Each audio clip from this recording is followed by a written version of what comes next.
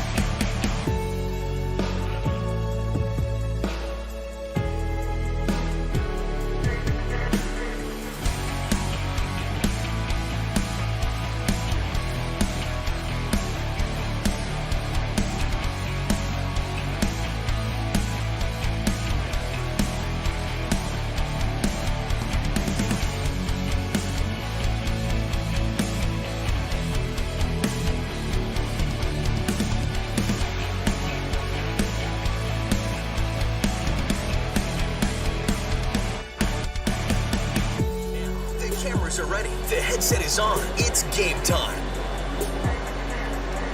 Well, 24 hours ago, I don't think any of us in the Farmers Union Insurance Center thought we'd be here, but here we are. It's a blizzard outside. The weather is awful outside. Mother Nature has won again as changes aplenty to the East Region Hockey Tournament. They were hoping to get this done Saturday. Friday got pushed to Saturday. That was going to push Saturday into Sunday. Well, Mother Nature made sure that didn't happen on Sunday. They got the state qualifier games in earlier today at Purple Arena in Grand Forks. One surprise and almost another surprise as the state tournament field is set. The pairings will be decided, finalized here in a couple of hours. The South Shanley Bruins and the Davies Eagles on this late afternoon and a blustery afternoon here at the Farmers Union Insurance Center, which is adjacent to Shields Arena. And, well, I guess for these two teams, they're familiar with this. This essentially is their home ice for both the Davies Eagles and the Bruins. And, of course, will be a part of the state tournament, which the guys will play next door at the main arena at Shields Arena starting on Thursday. Girls will have their pairings, first round pairings quarterfinals in this facility right next door coming up on Thursday as well. And, well, with essentially going to be a new state champion, Grand Forks Central eliminated, West Fargo Cheyenne making their first trip. You're going to have a newcomer in Bismarck Legacy. You have a team in Jamestown that maybe surprised a few people, winning the West Region, although they've had a great season. Matt Stockard's team has been to the state tournament before. Now we're going to have a final that's not involving Red River Central, which is certainly a rarity as well. With Mike Mason, I'm Brad Anderson. It just feels like the world's upside down when that's the case. But here we are, and this is kind of Lenny Olhauser, the Davies athletic director, is here, and I think I used the term cram session to try and put this all together. And you did most of the legwork. I just tried to do a little bit of homework and get us prepared for this matchup here. Both these teams know they're in the state tournament. They have played 2 one-goal games in the regular season. Low-scoring, tight affairs so far, and I can't imagine there's any secrets here, and I can't imagine we're going to see anything different than what we saw the first 2 matchups here during the regular season. Yeah, I've seen Davies play on. I'm adjusting my mic as I speak. I've seen Davies play this year on a handful of occasions, but this will actually be my first look at the South Shanley Bruins. So certainly looking forward to this one. I know what the Eagles can provide, and I am certainly looking to see what South Shanley Bruins can bring to the ice. As you said, Brad, they played in 2 one-goal games. So based on that information alone, I would suspect that this might be a 1-goal game at the end of the. But as Brad mentioned, he did the cram work, and thank you, Brad, for doing that. And I talked to the guy at like KNOX at about 11:15 last night, and that's when this all started. So I was doing some late night work when you got a hold of me, and I thought, well, otherwise I'm going to be at home today, so that worked out just fine. As a couple of tournaments, I know a couple of the region girls basketball tournaments in Class B postponed today. Region 1 at NDSU, Region 3 out at Jamestown, and it has kind of wreaked havoc on the East Region tournament as well. Fargo Davies, the number 1 seed, has a pair of shutouts so far here in the East Region tournament as they open up with a 6-0 win over Devil's Lake. really broke it open with 4 goals in the third period as they outshot the Firebirds 64-23 in that matchup. Trent Whipkin, who's been outstanding, one of the top goalies in high school hockey in North Dakota, pitched a shutout there as he had 23 saves, stopped all 23 saves and shots that he faced. Cam Bullinger got a pair of goals in the opening period, about 2.5 minutes apart. Hunter Demers and Jack Bullinger assisted him on those goals, and then 4 goals coming in the third period, courtesy of Elijah Hayes. Baron Stibbe lit the lamp a couple of times as well, and Jack Bullinger, who had a 2-point game, a goal and an assist in that 6-0 win. And then semifinals up at Purpur Arena in Grand Forks on Saturday. It was a early goal in the first period that held up. Cam Bullinger scored again, 6:37 of the opening period from Easton Rarick. And that goal stuck in a 1-0 win over Grand Forks Central. Davies outshot Central 24-22 as Wimpkin, 22 saves as he outdueled Preston Diedrich from Grand Forks Central, who had 23 saves in that matchup. For South Shanley, the third-seeded Bruins opened up here on home ice at Farmers Union Insurance Center last Tuesday, a 4-1 win over number 6 seed West Fargo Cheyenne as they started the scoring late in the first period. A goal from John Lang and an unassisted goal at 15:55 of the first period. Added one from Will Holfer really midway through the second, and then Lang added another goal as they picked up 2 goals a little over a minute apart in the third to essentially put the game away. Cheyenne did pick up a goal with just under 3 minutes to play in the third period for a 4-1 win. So Davies has pitched 2 shutouts. South Shanley held off Red River in the second semifinal. 2-1 was the final. South Shanley getting a pair of goals from the Scarperud boys, both power play goals as well. Zach got a goal in the opening minute of the second period from Colton Nessler and Ben Spanier. Spanier will be out of the lineup tonight. That is a late change from head coach Dean French.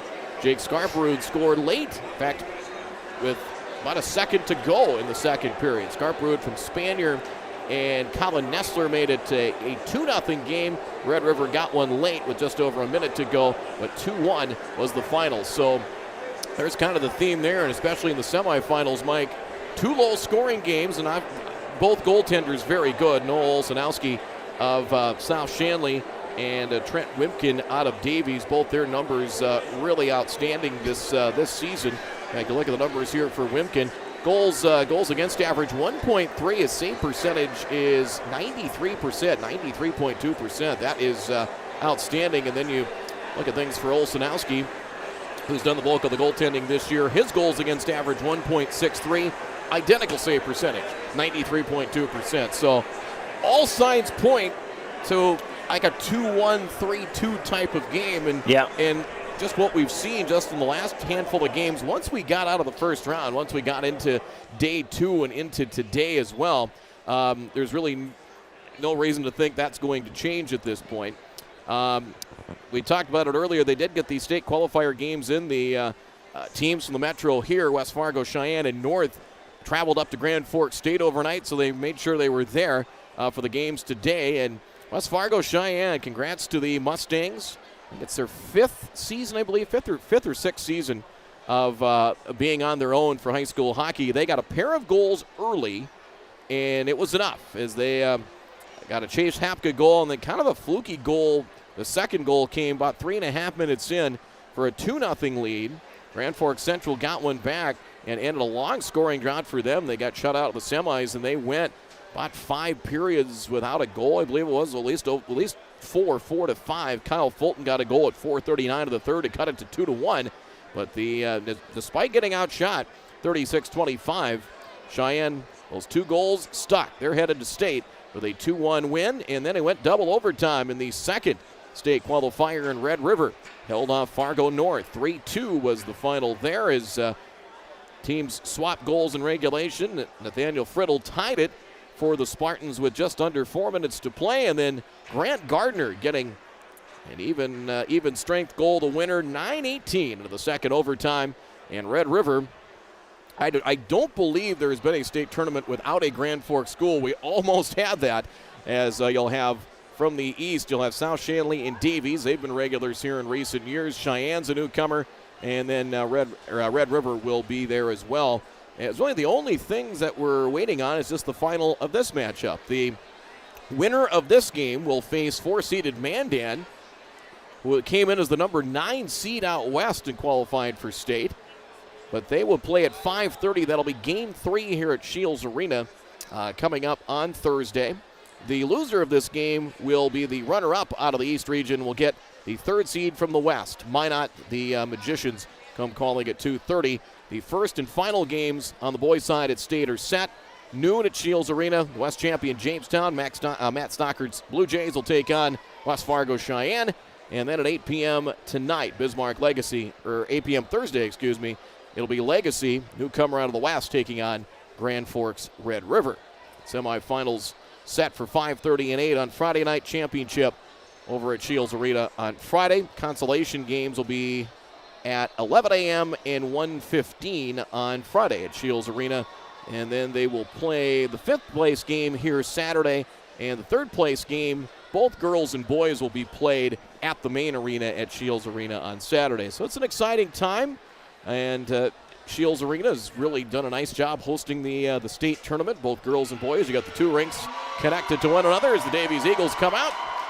And South Shanley will be out here shortly as well. Big thanks to our sponsors that came through in the pinch here on short notice, including Superior Grain Equipment, Stein Seed, our scoreboard, and our intermission report will be presented by Buffalo Wild Wings, along with Gotta Go Driving School of Fargo, the Knickerbocker and Hickson and Fargo Post 400 Baseball, among others. Let's take a timeout.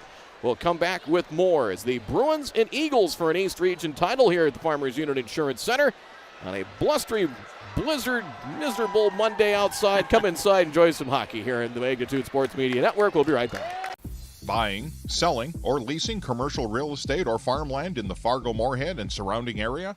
From office to retail, industrial to multifamily, commercial land to farmland. As the #1 commercial, sales, and leasing brokerage in the FM region, Goldmark Commercial has the experience and skills to handle all of your commercial real estate and farmland needs with the highest levels of customer service and marketing around. Trust the experts at Goldmark Commercial Real Estate to lead your team to success.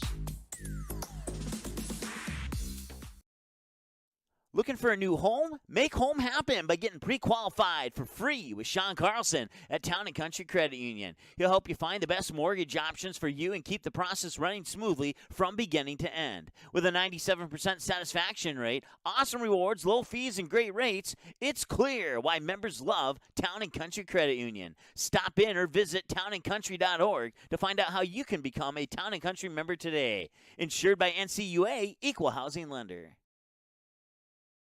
And this one popped up. Can Oliver Luck send them to Shelby? The Post 400 Stars will continue their season in North Carolina. The Post 400 Stars return for season number 3 on Magnitude Sports. Saturday, March 12th starts a 14-game series live from Vero Beach, Florida. Also, catch the Stars live on Magnitude from the Veterans Classic Tourney, the Gopher Classic, the Creighton Prep Tournament from Omaha, Nebraska, all the home games, and every game from the state tournament at Young Field in West Fargo will be live on Magnitude. If it's Post 400 baseball, it's on Magnitude Sports. Do you have a teen ready for driving lessons? Don't know what they need to do or when things need to be done? If busyness keeps you from driving with them, then Gotta Go Driving School is the place to call. Jeff Weber at Gotta Go Driving School has been teaching driving lessons to all age groups since 19. All right, we'll make it up to Gotta Go Driving School, and your starting lineup's coming up right now. All right. Noel Olszanowski will start in net here for the Bruins. We mentioned his goals against average. Under 2, save percentage 93%. There we go, Jake Scarprud on one defense. And Will Hofer will be his defensive D partner today. Scarprud and number 13, Will Hofer. Luke Schilke will be on one line. Should have his line mates, I believe, Jack Corbell and Andrew O'Neill. Yep, there's O'Neill, number 16, being announced right now for the South Shanley Bruins. And Jack Corbell, number 3. Being announced for head coach Dean French and the South Shanley Bruins. As look at the numbers, Jack Corbell 2 goals, 3 assists on the year, a senior for the South Shanley Bruins. They'll go with Trent Whipkin in net. Goals against average, 1.75. Well, that's in conference play. Overall goals against average, 1.3. Save percentage, 93.2% here for the Davies Eagles. They'll have Easton Rarick at one defense. We saw something for Post 400 baseball, Mike, which made me feel happy. We are going to get to summer at some point, but Easton Rarick, of course, involved with Post 400 baseball. Drew Rarick will also be on the D pairing as well. Jackson Archbold will be at right wing. Cam Bollinger, 39 points in the year, 22 goals, 17 assists, 89 points in his career, a senior. And he'll be joined by 22, Baron Stibbe. Stibbe as well, who has 41 points on the year, 26 goals and 15 assists. Those are your starting lineups. We'll get you the rest of the lines for both teams as well tonight. Boy, good to see a great crowd assembled despite the weather here at Shields Arena in the Farmers Unit Insurance Center in Fargo. Stay tuned. We'll come back with the opening face-off after this. Do you have a teen ready for driving lessons? Don't know what they need to do or when things need to be done?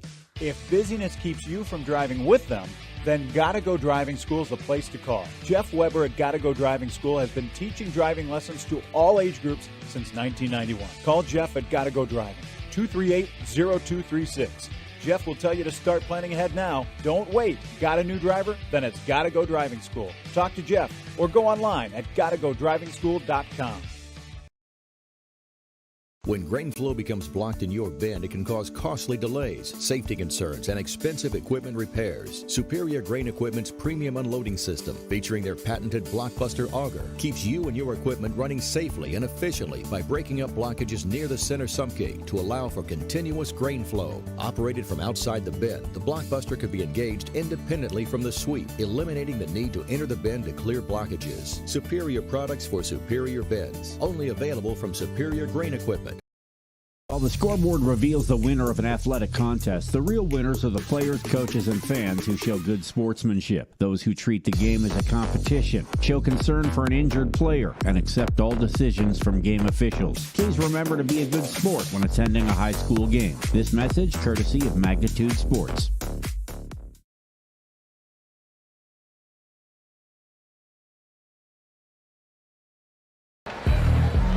Back here at the Farmers Unit Insurance Center, it is the East Region Championship. And I tell you what, I am really impressed with this crowd. I'm just, the weather's awful, but granted, if you're in town, you can get here. If you're probably out of town, forget it. That's why we're bringing this to you. And as I said, we were both called out of duty here as friends up at KNOX, Ryan Cunningham and his crew. Ryan Cunningham, Sean Ford, and they did a great job with the EDC tournament, the play-in games. Got to watch some of that today. Rest of the lines here for Fargo Davies. Baron Stibbe will center Joby Fryer and Grant Matter. Cam Bollinger will center Luke Lorenz and Jackson Archbold. Talon Suckerson, a freshman, centering Elijah Hayes and Garrett Windham. Mason Keelan will center Andre Work and Andrew Eipersbach. Defensive pairings, Easton Rarick and Hunter Demers. Ashton Yeager and Jack Bollinger and Blake Whipkin and Drew Rarick. South will go with John Lang, Zach Bourne, and Zach Scarprud on one line. Colton Nessler centering Sam Oshak and Jake Verwest. Jack Corbel with Luke Shelke and Andrew O'Neill. That's the line that will start for the Bruins. Chase Bry on the fourth line with Griffin Casola and Landon Meyer. Casola wearing number 12. Mason Germstead on defense is wearing number 2. He forgot a jersey, so he's going with number 2 today as we were down one of their defensemen in Spanier, and we are underway. Dumped in by Davies and flipped back, or trying to. It's deflected as Bruins will play it back in their own end with Will Hofer. Come near side. 17-minute periods, of course, played off the sidewall. Davies looks to carry it back in. Carried back in, played back behind the net. Baron Stibbe with first contact there. The corner, Jackson Archbold. He's tied up in the corner. Puck comes free far side, controlled by Jake Scarprud. Played with a high stick by Davies as they'll touch it up. I think we're waiting for South to make a play on it, and Bollinger finally said, fine, I'll touch it up, as we're 40 seconds in. On the Buffalo Wild Wings scoreboard, and no score. Faceoff will come to the left of goaltender Trent Whipkin. Cam Bollinger on the draw. Check that on the draw. That time was Scarprud for South. He wins the faceoff. Like a strange carom off the corner boards that time. Loose puck. Chance opportunity, and a shot went wide as they set up on the doorstep. Set up John Lang with a couple of goals already so far in the postseason. They had him on the doorstep. So first quality opportunity there. First good scoring chance courtesy of the Bruins. Good forecheck, and they try to center. Tried to center. Zach Bourne tried to center. Another shot sent wide, but some good pressure early on by South. As that one sent all the way down, a race for the puck. Olsenowski will let that go and icing the calls. Trying to race after it. Joby Fryer trying to get there and icing the call. So we'll head back to the other end. 15:37 to go here in the opening period, and no score. This East Region boys hockey title. Jamestown winning the West title. We'll get Cheyenne on the opening game of the tournament as played goal line extended by the Bruins. Sam Oshak over there. Puck comes free and carried out by Davies. A weak backhanded pass, but sent along by the Eagles. They'll hustle after it. Matter over there. Elijah Hayes on the line as well for Davies. Matter is tied up and taken by the Bruins. Oshak, pass at center. Colton Nessler couldn't grab it on the run. The goaltender Wimkin coming out to make a play on that one. Kept in by the Bruins. Pass behind Nessler off his stick. Bring it around to the far side and carried out by Davies. And that one flipped in. Taken back by Will Hofer. Played with a high stick. So stoppage there. 14:48 to go. Shots on goal 2-0 in favor of the Bruins and scoreless. We'll have our first face-off here in the Davies offensive zone. Cam Bullinger on the draw. Bullinger and Jack Corbel on the face-off. Davies won 2 one-goal games this year during the regular season. Looking back on it, they had the season opener on November 20th. It was a 1-0 Davies win. Then they met again on the 25th. 3-2 Davies won. So 2 one-goal wins for the Eagles. Pass intercepted, trying to keep the zone, as getting undercut by his own teammate that time was Landon Meyer inadvertently. Pass at center, and here comes Davies with it with Stibbe. Baron Stibbe, shot attempt blocked. Gets around a would-be skater, knocks down a South skater behind the net. So he's looking to set himself in front. Played off the half wall, kept in by Hunter Demers. Down low, shot, save made, kicked aside by Olsenowski, and South 2-on-3. As with it, carried in by South, shot fired wide. That was Griffin Casola. Casola number 12 out there for the Bruins. Casola on that line with Chase Bryan, Landon Meyer. Pass carried out, here comes Davies with it. They come across the line with Cam Bullinger. Bullinger got tied up as he went to the slot, puck over to the near side. Back out of the point, and a battle for it over in the corner, as you can see. Davies cannot hold it in. They'll try and fire it back in. Cam Bullinger does. They'll get to a change. So will the Bruins. 13.5 to play. Shots on goal 2 apiece. Battle for it along the half wall far side. And played at the red line by Easton Rarick. And hand pass is called. 13:25 to go here in the opening period. The Buffalo Wild Wings scoreboard. Your EDC coverage brought to you by Healing Touch Chiropractic by Town and Country Credit Union. Sean Carlson, Gotta Go Driving School, and Hammers Construction face off to the left of Wimkin. Zach Scarprud will take the draw for the Bruins. Off the face-off, quick wrister, and a save by Wimkin. Right off the draw. A quick shot that time from Jake Scarprud, and save made. Both the Scarprud boys getting goals in that win, the semifinals over Red River. Carried out by Davies and carried in Joby Fryer. Fryer, shot deflected, looked like he was trying to center it. And take it back by the Bruins. South near side, at center with it comes Zach Boren. Pass deflected, batted up in the air, and actually scooped up. Yeah, it was scooped up by goaltender Wimkin. So 4 minutes in, shots on goal 4-3. South had a couple of really good quality scoring chances early on, and Davies has not really been able to establish kind of consistent time of the offensive zone, as off the face-off won by South as the shot blocked, as Boren's shot was blocked. Shot left circle, save made again. His skating in was John Lang. Lang with the shot and the save. Lang had a couple of goals in the quarterfinal win over Cheyenne. We'll stop it again, 12:50 to go. And they are putting some pucks on net. And really from close in, kind of from the face-off circles on in is where most of the shots and scoring opportunities have come. Nessler in the draw for the Bruins. Takes the draw against Grant Matter of Davies. Eagles come back with it. Play it off the half wall, trying to chase it down. Garrett Windham, who's at the blue line. Ashton Yeager deflected, and it is a turnover carried back in by the Bruins. Nice job to avoid a check that time as it was carried in by Landon Meyer, 22 Landon Meyer. Nice hit there near side. Back comes Davies with it. On the left side comes Elijah Hayes. He's taken off the puck, and face-off will come to the other end. Icing the call, 12:15 of the first. Shots on goal, 5-3 in favor of the Bruins in a scoreless game. And both these teams know they are in the state tournament. One will face Minot, and one will get...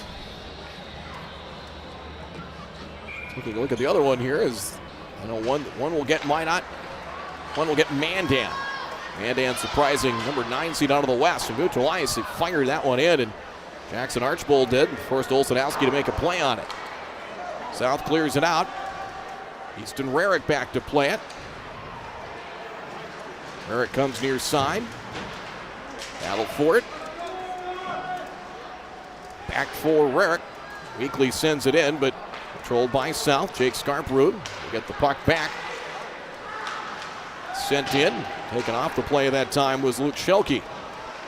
Between the benches, dumped back in by South. Both teams will change up. And complete the change of the Bruins. Pass deflected at center by South. Shot back by Davies.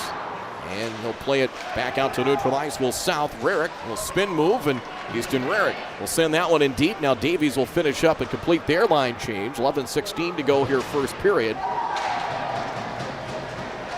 Comes near side, back to neutral ice. Near the penalty box area, straight down below as we see it. Finally controlled by Davies. Has to not connect. Luke Lorenz at center, couldn't get to it. Loose. Over there is Seckerson, the freshman. He goes down. Finally dumped in by the Eagles. They will change up some skaters. They'll get a fresh line out there. Kept the line change fairly quick, maybe about 30 to 45 seconds. There's a turnover. Elijah Hayes. Hayes carries it in, comes in deep, got goal line extended. Was met over there by Bowden Meyer, defenseman for the Bruins. South carries it out. Deflected and back for Elijah Hayes. Pass at center, 2-on-2. Here comes Grant Matter. Drop pass to the slot, a drive. Joby Fryer went to the wrister. Left-handed shot high and wide. Missed the net. Just above the crossbar, and Olsenowski in net as the Bruins fire it back in. Nearly 7 minutes into the opening period and no score. Both goaltenders, it seems like Wimpkin's been tested a little more than Olsenowski has here. Almost to the halfway point. South to play it. There's Hofer. Played to the half wall near side. Back out to neutral ice. Both teams trying to dig that puck out. Loose, played back by Davies. Carried in, full head of steam. Bollinger makes a hit that time from Will Hofer. It's taken off the puck. Well, for it behind the net. Davies wins that battle, sends it out to the point. There's a drive. Didn't get to Olsenowski, got through traffic. Played back behind the net, controlled by the Eagles. Back over to the corner. Nice hit applied, that time by Cam Myers on defense. He is tied up with Baron Stibbe. Myers. South is trying to get it out of the corner, and they do. Clear it out to neutral ice. Backhanded in by the Eagles. They got some sustained ice time, got one shot, but they couldn't establish things much more after that. Loose puck. Backhanded along, 2-on-1 for the Bruins. Pass into the slot. There's a shot. Whitcomb the save. Denying Oshak that time. He and Verwest in the two-man game. A terrific save by Wimpkin is just into the zone. Olsenowski with the save on the shot, and there was your best scoring opportunity there. The 2-on-1 as Wimpkin denies it. 8:45, nearly halfway through the first, and no score.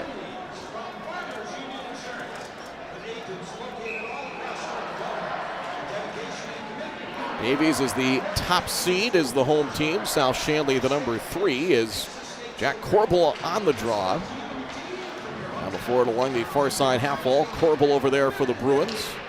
Likewise, Bowden Meyer for South. Meyer.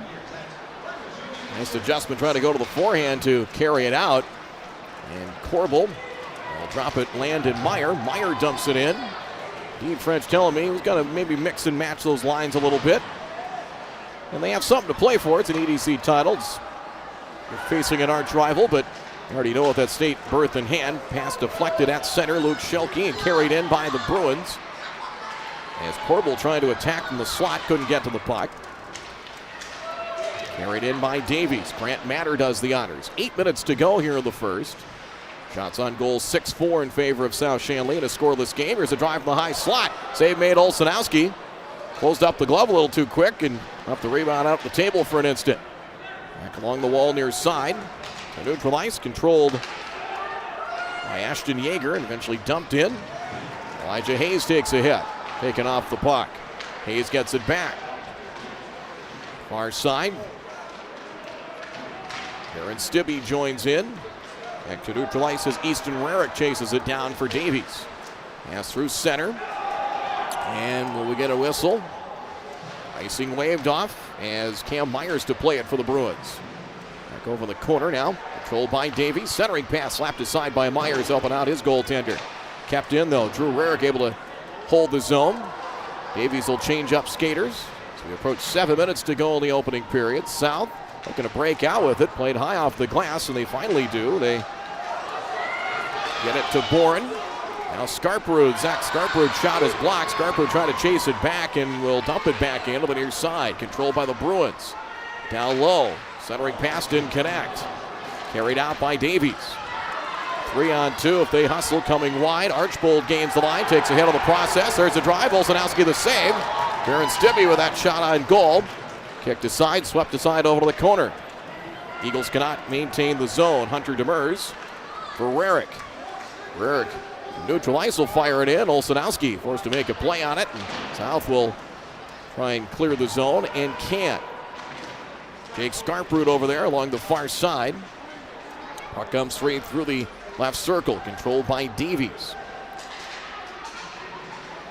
Now the 4-0 in the corner, and here come the Bruins once more. Here is Boren. Boren gains the line. Drop pass gathered in, and a shot and a save made. Boren dropped it off for John Lang. Lang, the puck on net, save made there by Wimpkin, and will stop it with 6 minutes exactly to go in the opening period. Shots on goal now 8-5 in favor of South. Scoreless game in this East Region Hockey Championship. The Farmers Union Insurance Center. Off the face-off, Colton Nessler on the draw for the Bruins. And here comes Davies. Could be a breakaway chance. Joby Fryer works his way in. Right circle, a drive out into the chest of Olsenowski and the save. Had a man with him, but that left-handed shot, a clean look. Thinking maybe he might go top left, top right corner, and right into the chest of Olsenowski. Well, Davies will get the face-off on their offensive end to the left of Noel Olsenowski in a scoreless game. Our corner with Bowden Meyer, cleared but not out. Shot blocked. Blocked to the left circle. Bouncing puck right towards the direction of Oshak. And Oshak carries it in. Battle for it really near sidewall, the half wall, and Davies with Luke Lorenz. Lorenz in the corner, comes wide. He's tied up over there. Has opportunity, shot, no goal, the save made there. Battle for it over in the corner. The far side. Drew Rarick over there for Davies. Yes, trying to make a nice move, Oshak. Back comes Davies with it. Across the line, Windjam. Windjam circle, shot high and wide. Missed the net, just above the crossbar. Pass trying to hit one of the Bruins on the run. Luke Schelke wide and couldn't get to it. Bowden Meyer over the corner for the Bruins. 4:45 to go here in the opening period. Shots on goal now 8-7 in favor of South. Loose puck as Easton Rarick in front of his goaltender will try to clear it out. Kept in, high slotted drive. Save made, bouncing puck. The first shot attempt that time from Landon Meyer. Back out to neutral ice. And that rebound was out there for the taking. South fires it back in. Easton Rarick back to play it. Bouncing puck far side. Taken back by South of the right circle. Down low. Try to center. Shot. Ooh, slid through the crease and just wide. Trying to attempt, I believe, from Lang. Yep, he's camped on the doorstep. Shot loose into the slot as Lang was in front. Likewise, Zach Boren carried in by the Eagles. Circle. Rister. Shot. Save made. Olsenowski got a piece of that one. On the shot attempt. We've got a penalty coming. South Shanley skater is down. We'll have a penalty coming. And he is still down. Zach Scarperud is the skater that is down. We'll have a penalty coming. It's our first of the evening. It'll come at 13:15. And officials are talking it over. It's going in is, I believe, Ashton Yeager. Scarperud up to his feet. And officials and the linesmen talking it over. They've got two for sure. We'll see if they add some more to it. So it's against Davies at 13:50, and it is Yeager. Hit came kind of behind the play.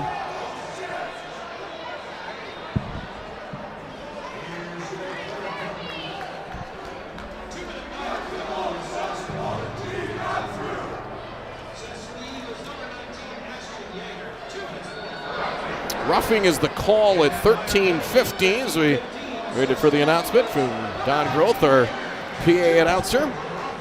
Roughing the call, so just the 2-minute minor. I think the South contingent was maybe looking for a little more, maybe a 5-minute major or double minor, something along those lines, and South gets the first power play of the night. As off the draw, cleared out by Davies and all the way down. They won that face-off, and that's key, especially if you're the team shorthanded. Here come the Bruins. Here's Sign. Boren. Boren, some nice skating as he gains the line. Works his way back to the point. Drops it off Jake Scarperud. Out of the corner, Zach Scarperud. Shaken up, but back in there. Down low. Pass deflected, trying to get back to the left circle. Verwest tied up, cleared out by Davies and all the way down. Minute 20 to go on the man advantage. Olsenowski will send it back to neutral ice, and it'll be Boren to carry it in. Boren down the left wing boards, tied up with Rarick as play goes to the corner. Now far side, Jake Scarperud. Retreat back to the blue line. Scarperud gets it back. Boren a drive, blocked. Almost got redirected. It was on its way to the goal and then got redirected. Scarperud, Boren again at the point. Scarperud, there's a shot, deflected and wide. 48 to go on the man advantage. South has set things up with a power play. Boren to the corner, Verwest. They center in front. Scarperud down low, loose in front, in for a goal. South Shanley gets the first goal of this East Region title. Jake Verwest gets it, a power play goal, and it's 1-0. At 14:37 of the opening period, the Bruins strike first.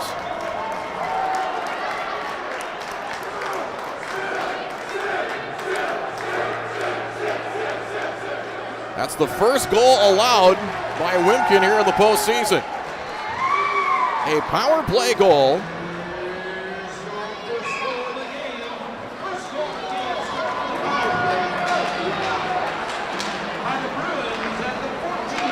Jake Verwest checking the assist here.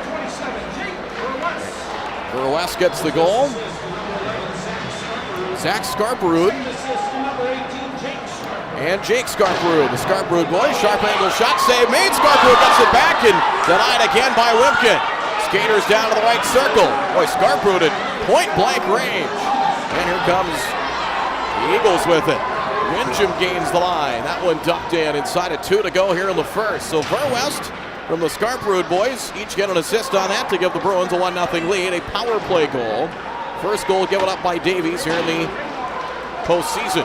2-on-2. Here come the Bruins again, trying to get around the defensive skater as was back behind the net. I think that was O'Neill. Looking to carry that in. It was Andrew O'Neill. Nice move to get around the defense. Windjam taken off the play. Bouncing puck at center and shot back in by Easton Rarick. Inside of 90 seconds to go in the first. Olszanowski fires out of the near side wall. Carried in. Here come the Bruins again. Pass, shot, to goal! Nessler to West again, and it's 2-0 Bruins. On a pretty two-man game that time. West gets another goal. This one at 15:51 of the opening period. An even strength goal. West, the second of the game, and it's 2-0.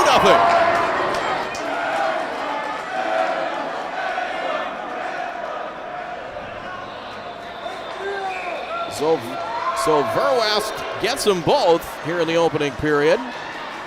Goals number 12 and 13 on the season for him. So we'll get the official scoring here. We'll get that, the assist. We'll get the official scoring. Verwest gets the goal. We're inside of a minute to go in the first.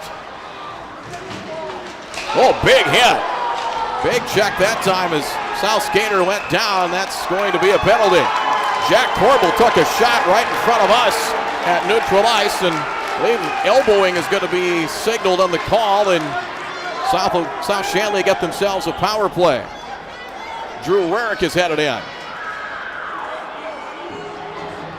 That comes at 19-17, or check that, 16-17. So Drew Rarick, 2 minutes, I believe it was elbowing the call. The officials, Dean French, talking with one of the officials. So Jake Verwest getting the goal.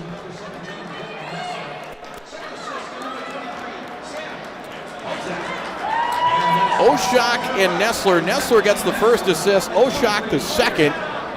So Verwest from Nessler and Oshak, his line mates.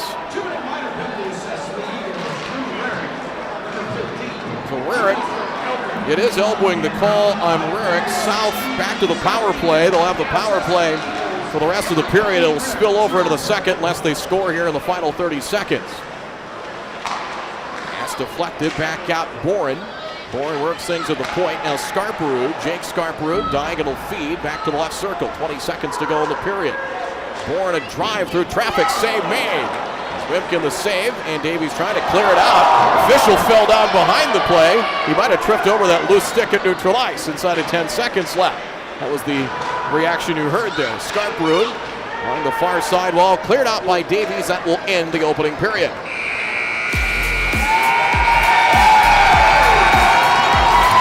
West gets a pair of goals, one even strike, one of the power play.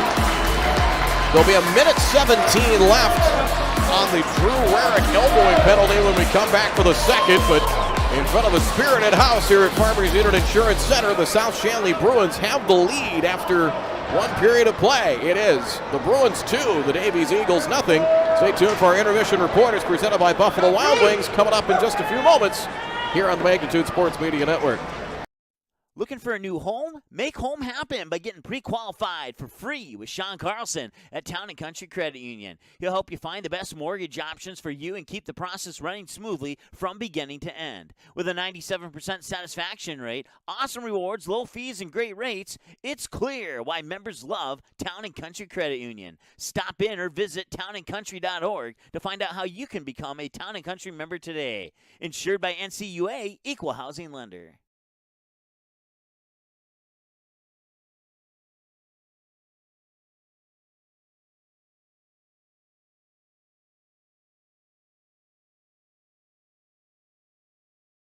One popped up. Can Oliver Luck send them to Shelby? The Post 400 Stars will continue their season in North Carolina. The Post 400 Stars return for season number 3 on Magnitude Sports. Saturday, March 12th starts a 14-game series live from Vero Beach, Florida.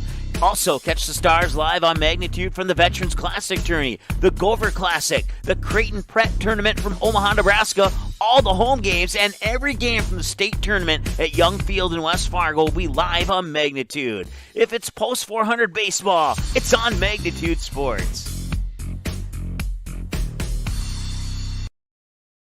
There's no question that yield is at the core of everything we do at Stein. It's why we are here today, and it's what will continue to propel us and our growers into the future of agriculture.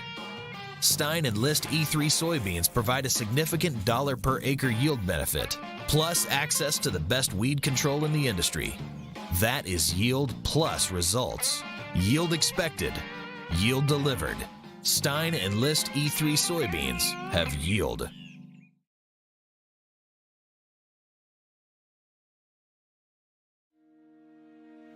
Hi, it's Dr. Tiffany Johnson from Healing Touch Chiropractic in West Fargo. What impact I want to make, how my office is different, how my niche is different. It is all about giving people hope and helping them believe that their bodies were made to heal. Let me show you how your life can change through chiropractic at Healing Touch Chiropractic.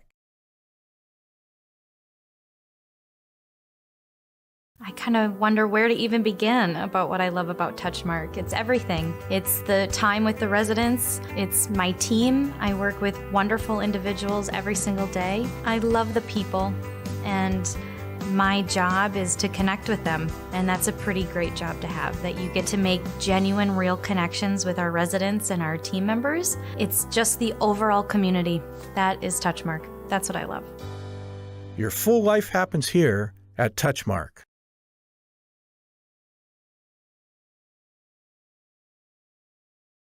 Small or large, Superior Grain Equipment has a storage solution for you with a wide variety of bin options and accessories, along with site planning and superior customer service. Plus, from top to bottom, we offer the industry's best bins and warranties to protect your products and your grain storage investment. Get superior quality, protection, and reliability with generations of experience and dependability.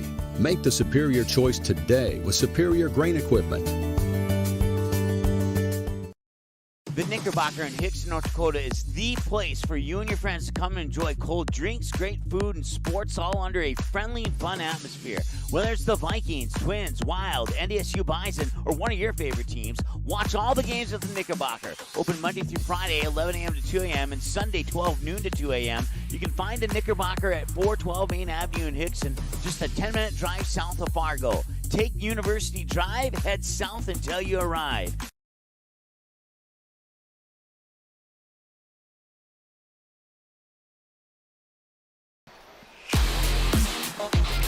Now Shanley leads 2-0 here in the first intermission at the Farmers Union Insurance Center rink. Just down the hall, so to speak, from Shields Arena. Of course, this facility will host the state hockey tournament coming up here starting on Thursday. So there was certainly an urgency to try and get this done. And hope, I think even playing on Sunday was something they didn't really want to do, but getting into Monday and everything else, and they decided with the two Metro teams here, let's just play the final here in Farmers Union Insurance Center. And kudos to all those involved, and athletic directors are pulling their hair out at this point. About the last 6-8 weeks have been awful. We, Lenny Olhauser came over here and visited with us, and I just think of all the ADs. Mark Rurick, what he's had to deal with in Grand Forks with the hockey tournament there, and the other guys in the Metro, Reggie Jackson at Shanley, Mike Beaton at South, and it just. But you're trying to make it work. You're trying to make these tournaments work, and it's really about the student athletes, and they made it work here today. And boy, good first period, a spirited first period. I think South Shanley kind of tried to establish things early. They had really the better scoring chances probably in the first 4 or 5 minutes. They really did a nice job. I think overall, not completely, but I'd say overall kind of bottling up Davies' big guns like Baron Stibbe and Bollinger, and took advantage of power play opportunity and then get one right back against a goaltender who really hadn't been touched too much here in the postseason or for much of the year. Yeah, I said in the pregame show that I hadn't seen South Shanley play this year. now I've seen them play, and they are very impressive. I don't keep track of puck possession and time, but I wouldn't be a bit surprised if the Bruins had the advantage in that stat. Maybe a slight edge, perhaps, as let's take a look at the first period summary. The 2 goals came a minute and 14 seconds apart for the South Shanley Bruins. They got the power play goal after the Ashton Yeager penalty, which was a roughing call. They were able to take advantage of the power play, as the goal coming from Jake Verwest, the sophomore, gets his 12th of the year. Verwest from the Scarperud boys, first assist to Zach Scarperud, his 18th assist at his 24th point. Second assist to Jake Scarperud, the senior, his 13th assist and his 16th total point. Verwest from the Scarperud boys at 14:37. A power play goal made it 1-0 Bruins, and then Verwest again, an even strength goal. Verwest from his line mates, as the assist going to Colton Nessler. 13th goal of the season, second of the period and of the night for Verwest. Nessler picks up the assist. Colton, the junior, his 12th assist, his 19th point. And Sam Oshak, his 14th assist and his 22nd point. Even strength goal at 15:51 to give the Bruins a 2-0 advantage. Faceoffs won 8-7 in favor of Davies, as the Bruins will have their second power play. They're in it right now, as they'll have about a little over a minute change, about a minute 17 on that. There you see the big hits, 5-4 in favor of Davies, and a couple of them sent their guys into the penalty box. Shots on goal, 15-9 in favor of South Shanley. The penalties, it was Ashton Yeager, 2 minutes for roughing at 13:15 as he set down Scarperud. I believe it was actually Zach Scarperud that went down, but he was able to come back after getting shaken up early, and then came back and was on the ice for that power play goal. And then Drew Rarick, an elbowing call in the final minute, that coming at 16:17 of the period. So be about a minute 17 to go on the South power play when we come out for the second period of play. So 2 penalties, 4 minutes here for Davies.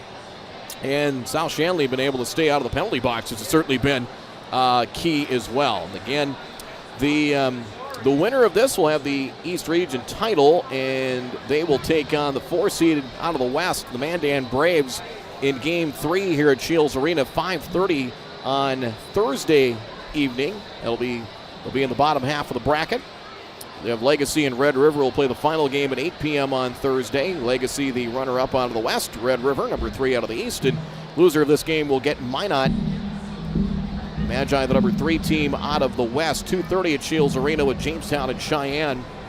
Also on the top half of the bracket, the West Region champion Blue Jays will take on West Fargo Cheyenne, who surprised Grand Forks Central 2-1 in the play-in game. First play-in game was played today up at Purpur Arena in Grand Forks. So that's what the boys bracket looks like right now. The girls bracket, in fact, let's get to that when we have a moment, as the girls tournament will be played here on this sheet of ice at Farmers Union Insurance Center, beginning, I believe it's 11 a.m. on Saturday, or on Thursday, excuse me, and they will run those not exactly straight through. They'll have a break between brackets. 11 a.m. on Thursday. Top seed Davies will take on the Grand Forks Knight Riders, the Central and Red River combo. They are the number 8 seed. That's at 11. 1:15, 4-seeded West Fargo. West Fargo United will take on Mandan. Then at 5, number 2 seed Bismarck. The Bismarck Blizzard will take on 7-seeded Jamestown. And then North-South and Shanley mixed in there as well. The Bruins, the number 3 seed, will take on 6-seeded Minot. The consolation round will be played here at Farmers Union Insurance Center on Friday evening starting at 5. The semifinals noon and 2:15 at Shields Arena on the big sheet of ice on Friday. So that is the girls' pairings for the state tournament coming up. We'll take a timeout here in our intermission report presented by Buffalo Wild Wings. 2-0 South Shanley. They'll have the power play when we come back for the second Bruins lead here in this East Region Championship. We'll be right back. Hammers Construction is now hiring for a project manager, superintendent, and construction laborers. Since 1956, Hammers Construction has served the region in construction for the commercial, industrial, and agricultural industries, while sticking to the core values of honesty, quality, and integrity. If that's you, then visit our website, hci-mn.com. View photos of recent projects, then click on the Careers tab to start the 2-minute application. Hammers Construction is an equal opportunity employer.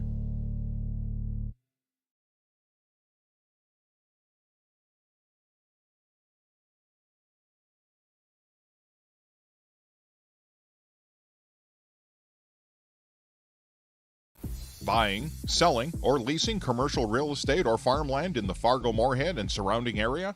From office to retail, industrial to multifamily, commercial land to farmland. As the #1 commercial sales and leasing brokerage in the FM region, Goldmark Commercial has the experience and skills to handle all of your commercial real estate and farmland needs with the highest levels of customer service and marketing around. Trust the experts at Goldmark Commercial Real Estate to lead your team to success. This one popped up. Can Oliver Luck send them to Shelby? The Post 400 Stars will continue their season in North Carolina. The Post 400 Stars return for season number 3 on Magnitude Sports. Saturday, March 12th starts a 14-game series live from Vero Beach, Florida. Also, catch the Stars live on Magnitude from the Veterans Classic Tourney, the Gopher Classic, the Creighton Pret Tournament from Omaha, Nebraska, all the home games, and every game from the state tournament at Young Field in West Fargo will be live on Magnitude. If it's Post 400 baseball, it's on Magnitude Sports.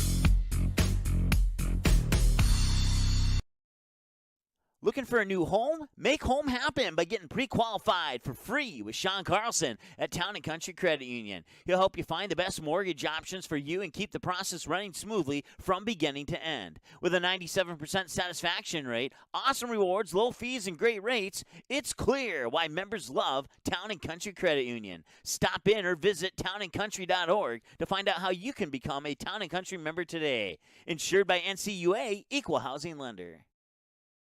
Buying, selling, or leasing commercial real estate or farmland in the Fargo Moorhead and surrounding area? From office to retail, industrial to multifamily, commercial land to farmland. As the #1 commercial sales and leasing brokerage in the FM region, Goldmark Commercial has the experience and skills to handle all of your commercial real estate and farmland needs with the highest levels of customer service and marketing around. Trust the experts at Goldmark Commercial Real Estate to lead your team to success.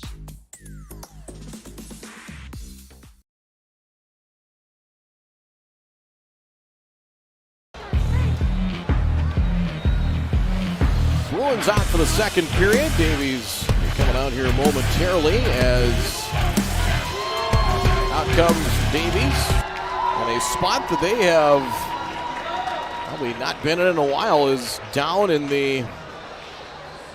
He's down here in the postseason and not even giving up a goal in their first 2 wins. Second intermission, we'll take a look at that West Region tournament. It was definitely an interesting tournament. Mandan and Bismarck Legacy headed to state. Minot back and Jamestown as well. Jamestown's been here in recent years. I believe made it in the 17 or 18 season, if I remember correctly. And they have been in state in recent years, but the West Region champs. We 1:17 left on the power play after the elbowing penalty by Drew Rarick as the Bruins power play unit out there with John Lang, Will Hofer, Trevor Moe. And they'll put John Lang kind of back on defense, at least to start the power play. Short-handed unit out there, Baron Stibbe ready to take the draw. Cam Bullinger, Easton Rarick, and Jackson Archbold.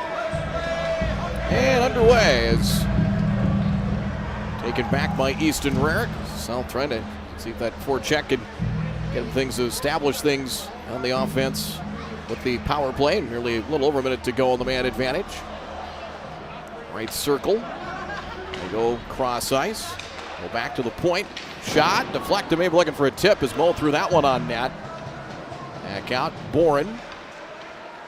Bourne walks in. Down low, now they go back to Bourne instead. High slot, shot blocked. Try to set it up in the left circle over there for Will Hofer. And Hofer kind of camped out left circle. Davies clears it and all the way down. We'll see if they change. Davies will change up skaters. Specialty teams unit, 30 to go on the man advantage. Opening minute of play here in the second with the Bruins with a 2-0 lead. That's in a wet spot there a couple of times. Trying to take it out was Trevor Moe, and he missed on a couple of occasions. Now Moe gets it back. That ice had settled down or not. Long pass, try to connect as Will Holford tried to connect, but it went all the way through and down, and a whistle and a stoppage. They might have signaled a hand pass, I think. Faceoff's going to come, and they do signal a hand pass. 6 seconds to go on the man advantage. Faceoff's going to come to the right of Olszanowski. And this will essentially take care of the South Shanley power play. Andrew O'Neill takes the draw. Faceoff. Bruins will try to break out with it as pass deflected. Loose. Try to backhand it out. Turnover. Windjam. We're back to even strike. 5-on-5 hockey. Davies able to maintain the zone. A drive through traffic. Deflected from the slot.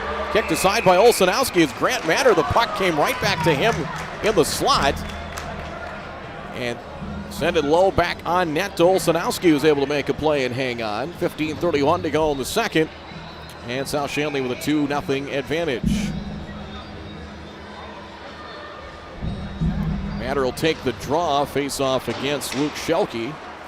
And the Bruins look to break out with it. Schelke has to skater. Has a man with him cutting through the slot. They try to connect. Centering pass and trying to connect that time with Landon Meyer. As that come off? Yes, it did. That came off the pegs. And stoppage with 15:18 to go. And a long pass trying to hit Landon Meyer in the slot as Jack Corbel will take the draw. To the left of goaltender Trent Whipkin. Off the face-off, controlled by the Bruins, but unable to maintain the zone. Hofer back to center as Jake Skarprud fires that one in deep. Sal try to stay aggressive with the forecheck. It's kept in. Way back behind the net again. Corbel tries to center. Centering pass in front. A shot and a save made. That Schelke at the doorstep. Kept in Skarprud to drive. That one did get through traffic. And Wimpkin makes the save and cradles it to his chest for dear life. 14:54 to go in the second. The Bruins lead this East Region final 2-0. This game was moved from Purpur Arena down here due to the weather conditions. Winter storm, blizzard-like conditions in the valley. Wasn't quite as bad in Grand Forks today, but Fargo's getting theirs apparently. Backhanded pass deflected. Here comes Davies. As Cam Bollinger tied up, trying to get it back goal line extended as they work back behind the net. South skater falls down, able to pop back up with Schelke, back to neutral ice, and Davies will control. Drew Rarick gains the line. Drew Rarick left circle shot, that will go up into the netting. And out of play. 14:26 to go here in the second. Shots on goal now 17-10. Favor of South Shanley. 2-1 here early on in the second. Pair of goals from Jake Verwest. Goals 12 and 13 of the season. Late in the period, they came a minute 14 seconds apart. Late in the first for a 2-0 lead off the face-off. Back to the goaltender, able to flip a soft shot on net that time off the draw was Stibbe. Cleared out by South and all the way down as he just kind of a no-look shot, but able to put a puck on net. As icing the call, we'll try it again here early in the second period. And Bollinger will take the draw. It's Colton Nessler of the Bruins. Off the face-off. Near side. Over to near side walls. Bruins try to dig it out. Is trying to take off with it was Jake Verwest. In front, here's a chance on Olszanowski. Shot, save made. They'll get it back. Backhanded shot from Stibbe. Loose in front again. They center it as Rarick gets it back. Drew Rarick throws it on net. Save made by Olszanowski as the puck was loose. Finally cleared out by the Bruins. So Olszanowski had all kinds of pressure and all kinds of traffic in front. 2 or 3 good scoring chances. Played back behind the net and finally puck froze by Wimpkin on a stoppage. Davies got at least 2 or 3 quality chances on the doorstep. Stibbe had a couple of them.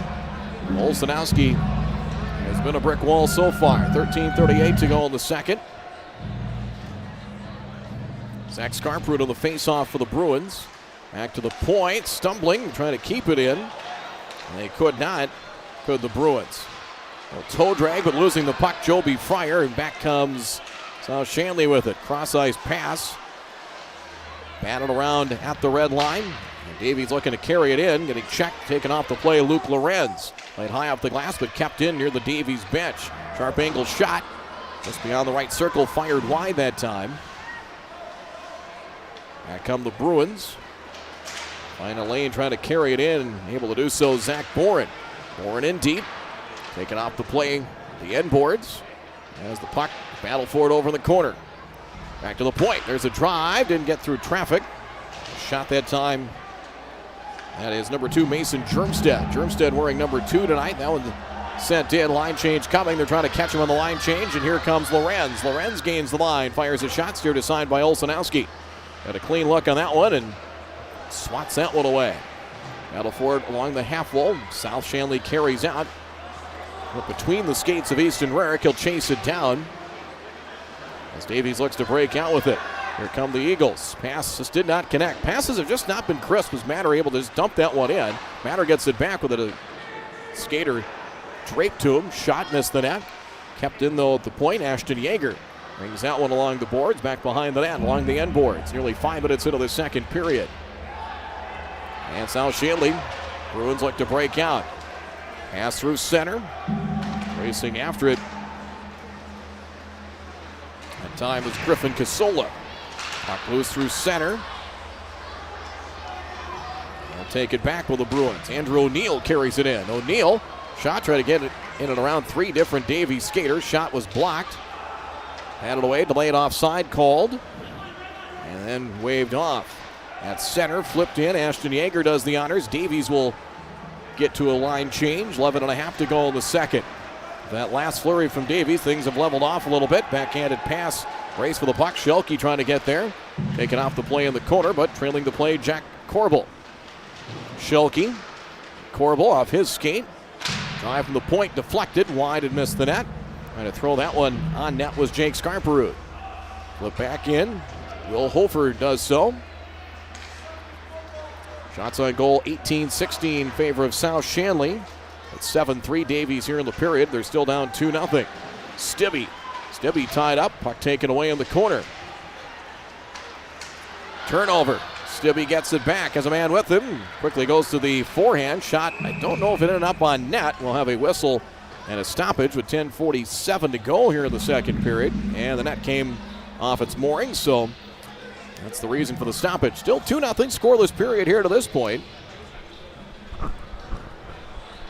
As we talked about, a couple of low-scoring wins. South Shanley has won 7 consecutive games, beat Cheyenne 4-1 in the quarterfinals here at the Farmers Unit Insurance Center.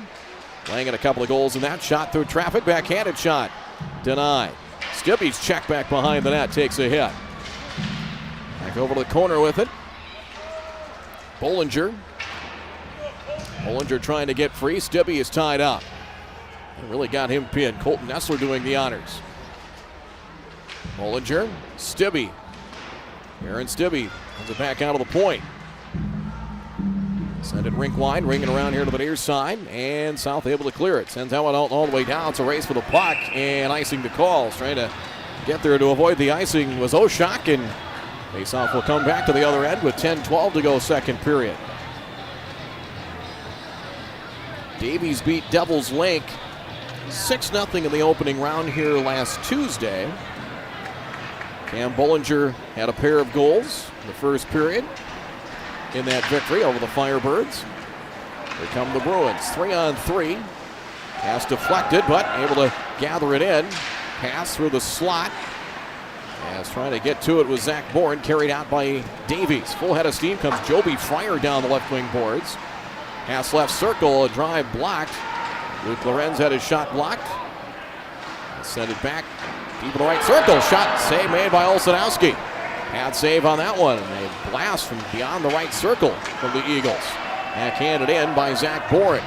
9:36 to go in the second. Nearly halfway through the second period. Still 2-0 South Shanley. Pass turnover, but taken back by Easton Rarick. Chance into the slot. Shot save made. Olsenowski. Rarick to the backhand. Out of the forehand shot. And I'm not sure it got through traffic. As Fryer and Easton Rarick. Some scoring opportunities there. Backhanded near side. Davies trying to keep the pressure on. They fire it back in, but taken back. And into the zone by South Shanley. South Shanley finishing up on a line change. Poke checked away from Elijah Hayes and send it back in was Griffin Casola, carried in down the left wing boards. Hunter Demers as they get a stoppage with 8:48 to go in the second. See the Eagles trying to put a little more pressure on. Trying to get it into the hands of their playmakers. We saw Baron Stibbe, Bollinger, and Fryer. Joby Fryer, 21 points, 23 games this year. Off the face-off, it's controlled by the Eagles. Loose over in the corner, kicked out to the face-off circle and carried out by South Shanley. Chase Bry gains the line. Bry fires that one in deep. Loose back behind the net. Griffin Casola over there. Now with Landon Miller, that line getting a shift. Casola couldn't get around a skater to put a shot in front. Aaron pass kept in, and Cam Myers to the left circle. There's a drive, high and wide, missed the net. They drive that time, loose to the right of the goaltender, and they got a stoppage with 8:08 to go in the second. The fourth line out there, Meyer, Casola, and Bry getting a shift, and stoppage. Shots on goal now even at 18. 9 for Davies here in the second period. 3 for the Bruins. 8:08 second period. 2-0 South Shanley.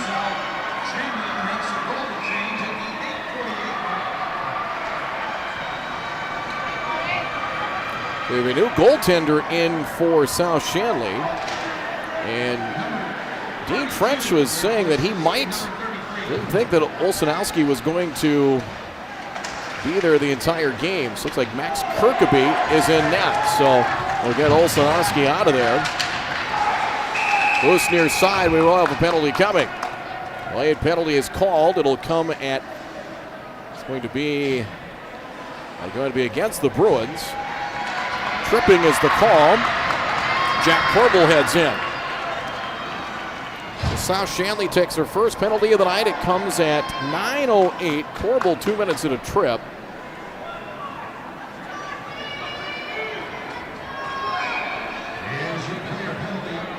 So with Kirkeby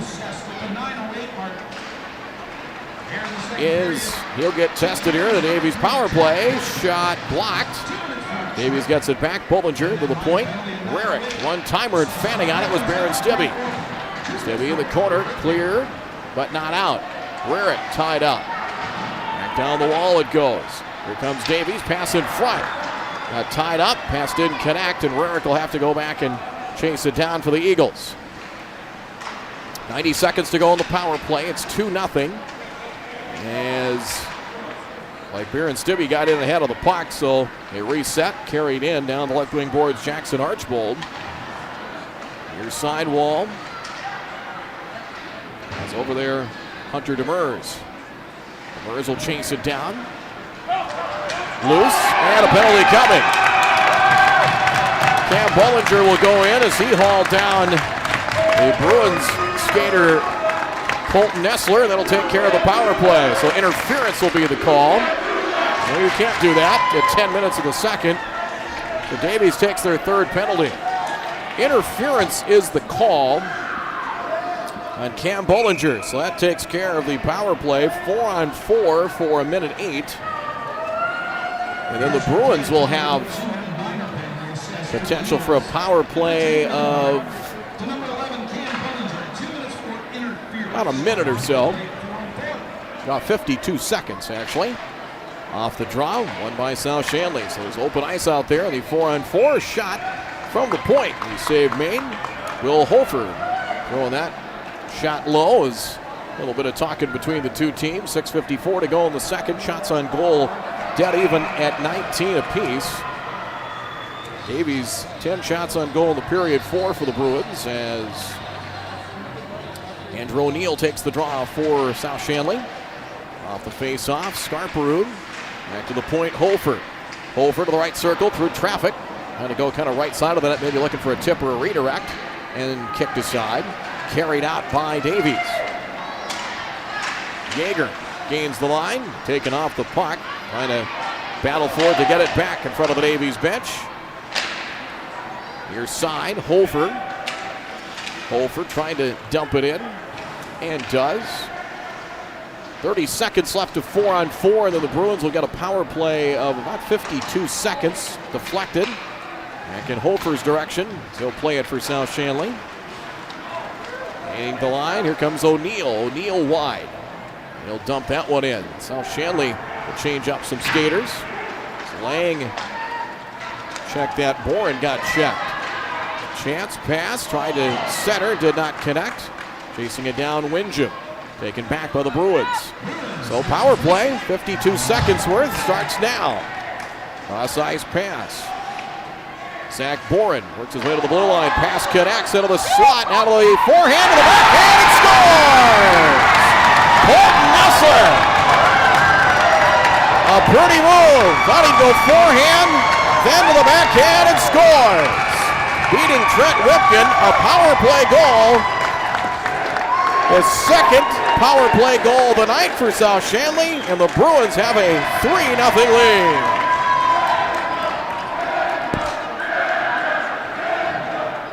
At 11:20. Second power play goal of the night, and a pretty move by Nessler. Went backhand to the forehand, and then when he got in front, he went to the backhand again. Nessler is 8th of the year. Got a 3-0 lead. And they scored 12 seconds into that shortened power play. They had 52 on the abridged power play, and they took advantage and scored.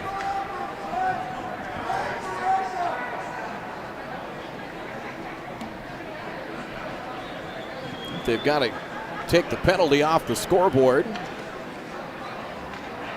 And the Bruins have been opportunistic, to say the least.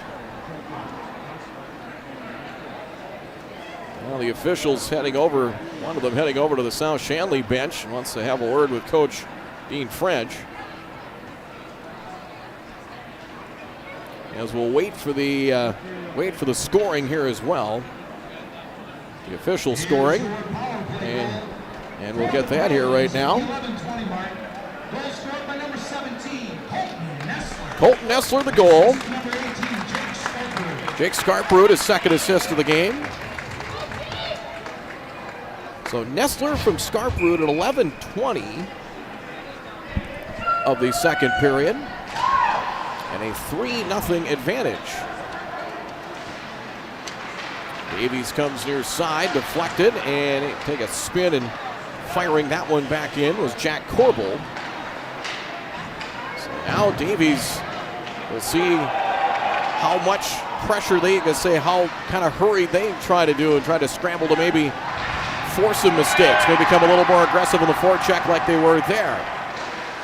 South Shanley at time overall has really bottled up Davies' skaters pretty well. There have been kind of some spurts, especially one earlier here in the period where Davies put on some pressure on Olszanowski. He is out of the lineup as they have Kirkaby back in goal now for the Bruins. Coming across the line, Davies has it. Shot from the slot, save made, batted up in the air, loose in front. Trying to go to the backhand, and pushing it wide was Cam Bullinger. Got a penalty in front, might be against Davies perhaps, as puck is touched up. That penalty's coming. We'll see as officials talking to Jackson Archbold, and they may send them both in. Archbold and also, I'm going to send them both in. So it's Archbold for Davies, and I think it's a roughing call, and for the Bruins, Will Holford. So those penalties come at 13-17, both for roughing, as Holford and Archbold for the Bruins and Eagles, respectively. Both on roughing calls. 3-0.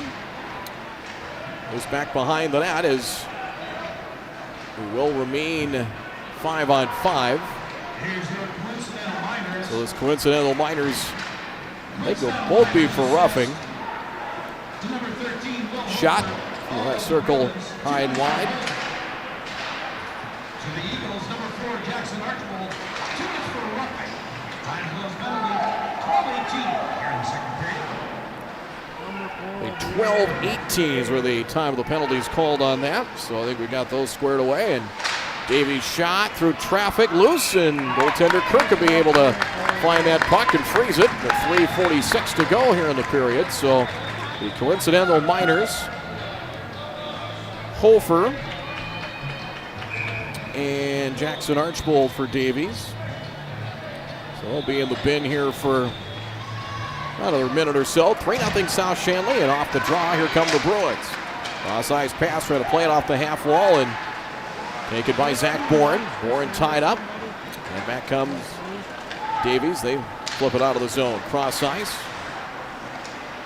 Avoiding the check that time was Cam Myers. And weakly set into the zone. Laid back out. Davies trying to backhand it in. Swing by Elijah Hayes, sends it into the zone. Hayes battles for that puck. Back down the wall it goes. Shot, sharp angle shot, Hayes. Digging out off the half wall. Shot, blocked. Loose, goal line extended. Batted behind the net. Cleared, but not out. Kept in, Hunter Demers. Brings around to the far side. Was taken there by Cam Myers. He's tied up over there. Loose. Myers battles for it. Likewise, John Lang. Centering pass in front. A shot wide. Kept it again. Demers. That batted high into the air near the left circle. South Shanley controls. Zach Scarproot plays it high off the glass near side. And fired back in from neutral ice. And icing will be called. 2:34 to go in the second. Shots on goal are now even at 21. As the penalty boxes are cleared, as Hofer and Archbold will head to their respective benches. 2:34 second period of this East Region Hockey Final. 3-0 South Shanley. This game moved here to Southwest Fargo at Farmers Unit Insurance Center. As off the faceoff. Davies looks to break out with it. Archbold on the right wing boards. Taking off the play, Baron Stibbe. We'll see. They're going to try and put a little more pressure, maybe defensively, maybe at neutral ice, to see if they can force some opportunities for South Shanley. Got to keep it out of the middle of the ice. Win those battles and those scrums out of the corners and off the wall. Centering pass tied up in front, as tied up on the doorstep there was Oshak.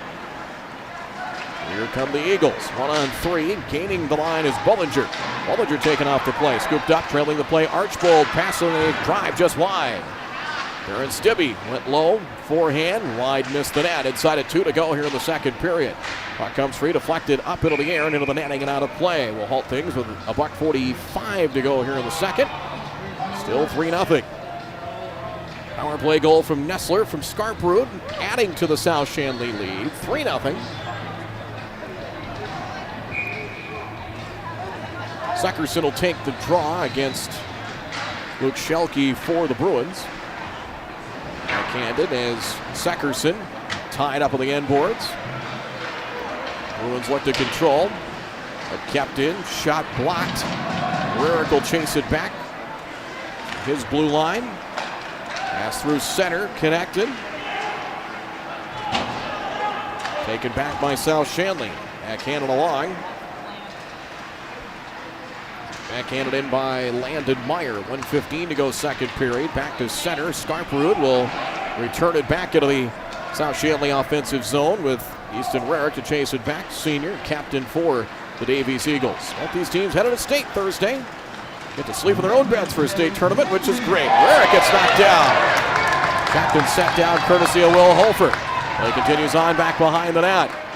Wrap around attempt, shot blocked, loose in front. Davies gets it back, shot kicked aside. Joby fired it on by Kirkaby. Final minute of play in the second. Kept in. Demers a drive, got through traffic and wide. That kicked aside. Hunter Demers went low and the save made. Puck through center all the way down, and we will get an icing. 31.4 to go here in the second period as somebody lost his stick. There was a loose piece of lumber in front of the goal. I think that's Max Kirkeby in net. I'm talking with Dean French. It sounded like if he was going to use another goaltender, it was going to be Kirkeby. And it is Max Kirkeby, it looks like. Face off to the left. The South Shanley goaltender cleared out as Demers will chase after it. Has a little whistle and a stoppage. 21.1 to go as the face-off should come out just outside the South Shanley offensive zone. That appears that how it will be.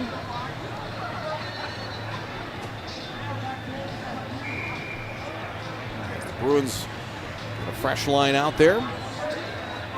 Corbel, Schulke, and looks like Landon Meyer, the forwards out there for the Bruins.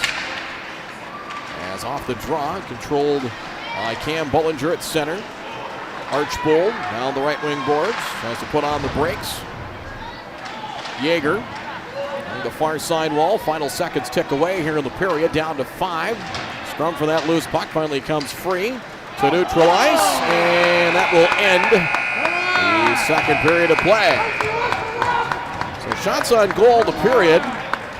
Davies with 14, 2-period total of 23. South Shanley 7, 2-period total of 22 as they get a power play goal from Nessler. Assisted by Scarperud and South Shanley, who in their 2 meetings this year in the regular season, in their 2 matchups, scored a total of 2 goals combined of the 2 games. Get 3 through the first 34 minutes of play here. It's 2 periods in the books. Farmers Union Insurance Rink here at the Sanford Health Athletic Complex and Shields Arena here in Fargo. 3-0 Bruins over the Davies Eagles. Our intermission report presented by Buffalo Wild Wings after this. At Superior Grain Equipment, we're committed to quality and service, offering you the best in grain storage and dryers for any size operation. Our experts will work with you to determine the most efficient and economical storage solution for your needs. We help protect your bottom line and your future with the industry's best bins and warranties. Make the superior choice for protection today and tomorrow with Superior Grain Equipment.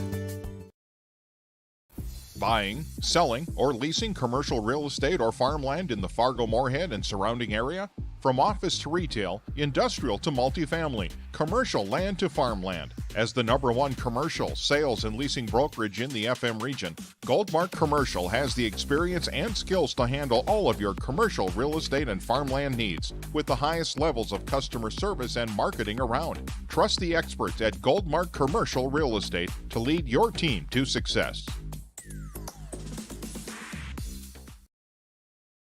There's no question that yield is at the core of everything we do at Stein. It's why we are here today, and it's what will continue to propel us and our growers into the future of agriculture. Stein and List E3 soybeans provide a significant dollar per acre yield benefit, plus access to the best weed control in the industry. That is yield plus results. Yield expected, yield delivered. Stein and List E3 soybeans have yield.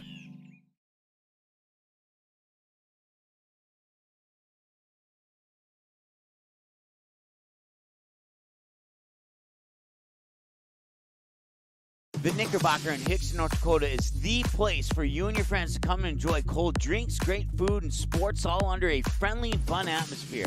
Whether it's the Vikings, Twins, Wild, NDSU Bison, or one of your favorite teams, watch all the games at the Knickerbocker. Open Monday through Friday, 11 a.m. to 2 a.m., and Sunday, 12 noon to 2 a.m. You can find the Knickerbocker at 412 Main Avenue in Hickson, just a 10-minute drive south of Fargo. Take University Drive, head south until you arrive. Do you have a teen ready for driving lessons? Don't know what they need to do or when things need to be done? If busyness keeps you from driving with them, then Gotta Go Driving School is the place to call. Jeff Weber at Gotta Go Driving School has been teaching driving lessons to all age groups since 1991. Call Jeff at Gotta Go Driving, 238-0236. Jeff will tell you to start planning ahead now. Don't wait. Got a new driver? Then it's Gotta Go Driving School. Talk to Jeff or go online at gottagodrivingschool.com.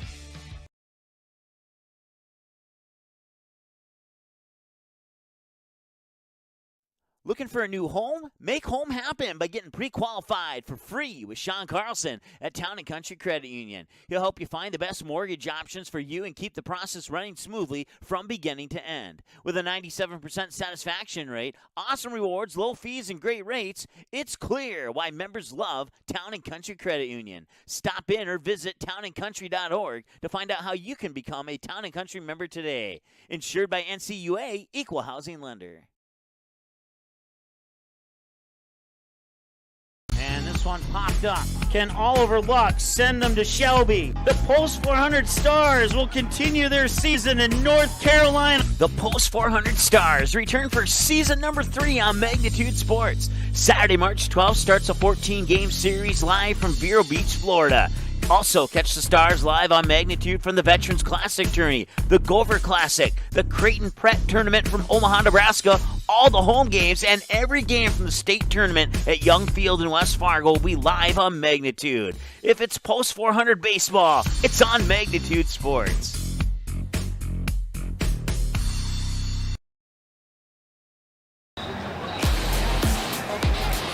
And Mike might have the best gig of all in March because he gets to go call baseball in Florida with the Post 400 Stars. I'm certainly looking forward to that. I love tournament time and I enjoy every minute of it, but I don't enjoy cold weather. I don't enjoy traveling in snow. You're gonna have a great gig coming there in a few weeks. If it makes you feel any better, I had to carry a lot of equipment, a 6-foot table through snow that went up just above my knees out of my apartment building. Yeah, well, we said you've done the legwork on this one. We're glad to bring this to you today with the change in the schedule with the East Region Hockey Tournament with Mother Nature winning again, and we appreciate you folks tuned in today. South Shanley a 3-0 lead here in the second intermission as we take a peek at the second period summary as South Shanley added to the board. As there you see in our Buffalo Wild Wings intermission report. Shots on goal 23-22 in favor of Davies. They outshot the Bruins 14-7 in the second period. So 23 saves combined as when they took Olsenowski out, he had 18. So Max Kirkeby with 5 saves when he came in about midway, a little over midway through the second period. But it was 18, I believe, for Olsenowski. 22 shots for South Shanley, so 19 saves for Trent Whipkin through 2 periods of play. The lone goal came in a power play in the second period, 11-20. It's a pretty move by Colton Nessler. Forehand, then to the backhand, and he was able to beat Wimkin. Nessler from Jake Scarproot. Scarproot his second point, second helper of the game at 11:20 of the second period. Second power play goal for the Bruins. And a 2-0 advantage. Faceoffs won. Eagles 18-15. As you see there, the big hits. There have been big hits both sides. Bruins have the slight edge there through 2 periods of play. Penalties in the second period. At 9:08 of the second, Davies had their own only power play to this point of the game. Jack Corbel at 9:08, 2 minutes for tripping, but that power play was interrupted by a penalty and interference call at 10 minutes of the period. Cam Bollinger, and that essentially ended the power play. We were 4-on-4 for a little over a minute, and then coincidental penalties at 12:18. I believe were for roughing. Both were for roughing. I know one was for sure. It was for the Bruins, Will Hofer and Jackson Archbold of Davies, both for roughing at 12:18. Those coincidentals, so 4 penalties, 8 minutes for the Davies Eagles, and 2 penalties, 4 minutes for South Shanley. And 3-0, and you really credit Olsenowski. He stopped a couple of kind of quick flurries there, in some big flurries in the second period as Davies had the edge in shots on goal and probably just total scoring chances and quality scoring chances. Olsenowski with some help from his friends in front there able to withstand a couple of flurries and some really quality scoring chances from the Eagles. And then South Shanley, to their credit, 2 of 3 of the power play and have been very opportunistic. And really, you kind of look overall in the period, it kind of felt like Davies maybe had a little more control in that second period. I think overall may overall won that second period. And here again, they're down a goal. Took a penalty to kill a power play, and South Shanley was very opportunistic again. Yeah, the Bruins really had the momentum in that first period, but I think you mentioned it about halfway through the second period of play that things are kind of leveling out right now, and I absolutely agree with that. And I think the first 5 to 7 minutes for Fargo Davies in that third period are going to be huge. They're going to have to get at least one goal in that first 5 minutes, and then see what they can put together in the final 12 minutes to see if they can't tie this thing up and force multiple overtimes, as many overtimes as it would take. But we're a long ways from that at the moment. You know, granted, at this point, both these teams know they're headed to state, and I don't know if you would quiz both coaches if they have a preference who they want to play, or does it matter what side of the bracket they're on. So we'll see what kind of adjustments Davies make. Do they maybe try to ramp up the forecheck a little bit? Do they try to maybe take some chances and maybe gamble a little bit defensively to see if you can maybe get some breakaway opportunities, force some 2-on-1s and 3-on-2s and such? Or they say, you know what, we're gonna play this out and see what happens. We're good either way with what happens here, but I'd imagine, you're still playing for pride here. It's an arch rival. It's a chance to take home, East Region Championship hardware. And again, we've talked about in the pregame about how odd this is to not have. It's not a Red River. It's not Central in this case. I mean, these teams have been pretty constant in the state tournament in recent years. 20 plus. I don't know if it hit 30 years that Red River and Central were both in the tournament, but I know it's over 20. Central has not. I know Central losing today to Cheyenne. This is the first time they've not been in since 2013. I did see that stat today, and where Red River was awfully close as well, as Red River winning in double overtime over Fargo North by a score of 3-2 earlier today up in Grand Forks. That West Region tournament was very interesting if you were following that. In the opening round Thursday was all played in Bismarck. Jamestown, the top seed, beat Mandan 3-0. Bismarck High beat Williston 6-4. That was the 4-5 game. Bottineau Rugby surprising Minot 3-2 in the quarterfinals, and Legacy beating Century 4-1. Out of the semifinals, Jamestown routed Bismarck High 8-1. Legacy beat Bottineau Rugby 4-2, and then Jamestown in the region final won 3-0 over Legacy, and then came the consolation round as Minot had to come back through the back door and did 3-2, eliminating Century, and then 3-0 over Bismarck High to get back to state. They will be the number 3 seed. They'll get the loser of this game. And then how about Mandan, the 9 seed, eliminated Williston in the loser out round last Friday 5-2, and then beat Bottineau Rugby to go to state. So the bottom seed, the Mandan Braves, will come in a sub-500 record, but eliminated Bottineau Rugby with a 3-1 win as Tucker Horner, Carter Killen, and Ryan Johnner had goals for the Braves, and that one a 3-1 win. So that is who the winner will get here. The winner of this game will get Mandan in Game 3 of the day on Thursday. Next door at Shields Arena. Maybe a couple shockers out of the West, but nothing too unexpected. I think the team I'm looking forward to the most seeing playing in the state tournament is the Legacy Sabres. Yeah. I had no idea what to expect from them on their first season, and to see them roll into the state tournament, I mean, that's success on year one for your program. Yeah, no Central. You've got Cheyenne in for the first time. You've got Legacy. There's definitely a different look, and I think it'll be worth keeping an eye on, especially that first day here at Shields Arena. Yeah, go ahead. I might have to hire you to do our basketball games so I can watch hockey. I gotta say, I think I might have to put her on the DVR. That's our intermission report presented by Buffalo Wild Wings. Bruins lead 3-0, third period. Coming up here from the Farmers Unit Insurance Center after this. Looking for a new home? Make home happen by getting pre-qualified for free with Sean Carlson at Town & Country Credit Union. He'll help you find the best mortgage options for you and keep the process running smoothly from beginning to end. With a 97% satisfaction rate, awesome rewards, low fees, and great rates, it's clear why members love Town & Country Credit Union. Stop in or visit townandcountry.org to find out how you can become a Town & Country member today. Insured by NCUA, Equal Housing Lender. And this one popped up. Good sportsmanship. It will carry.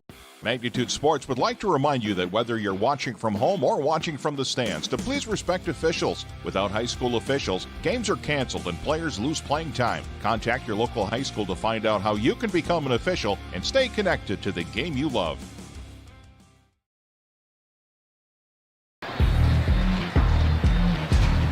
Both teams out for the third period.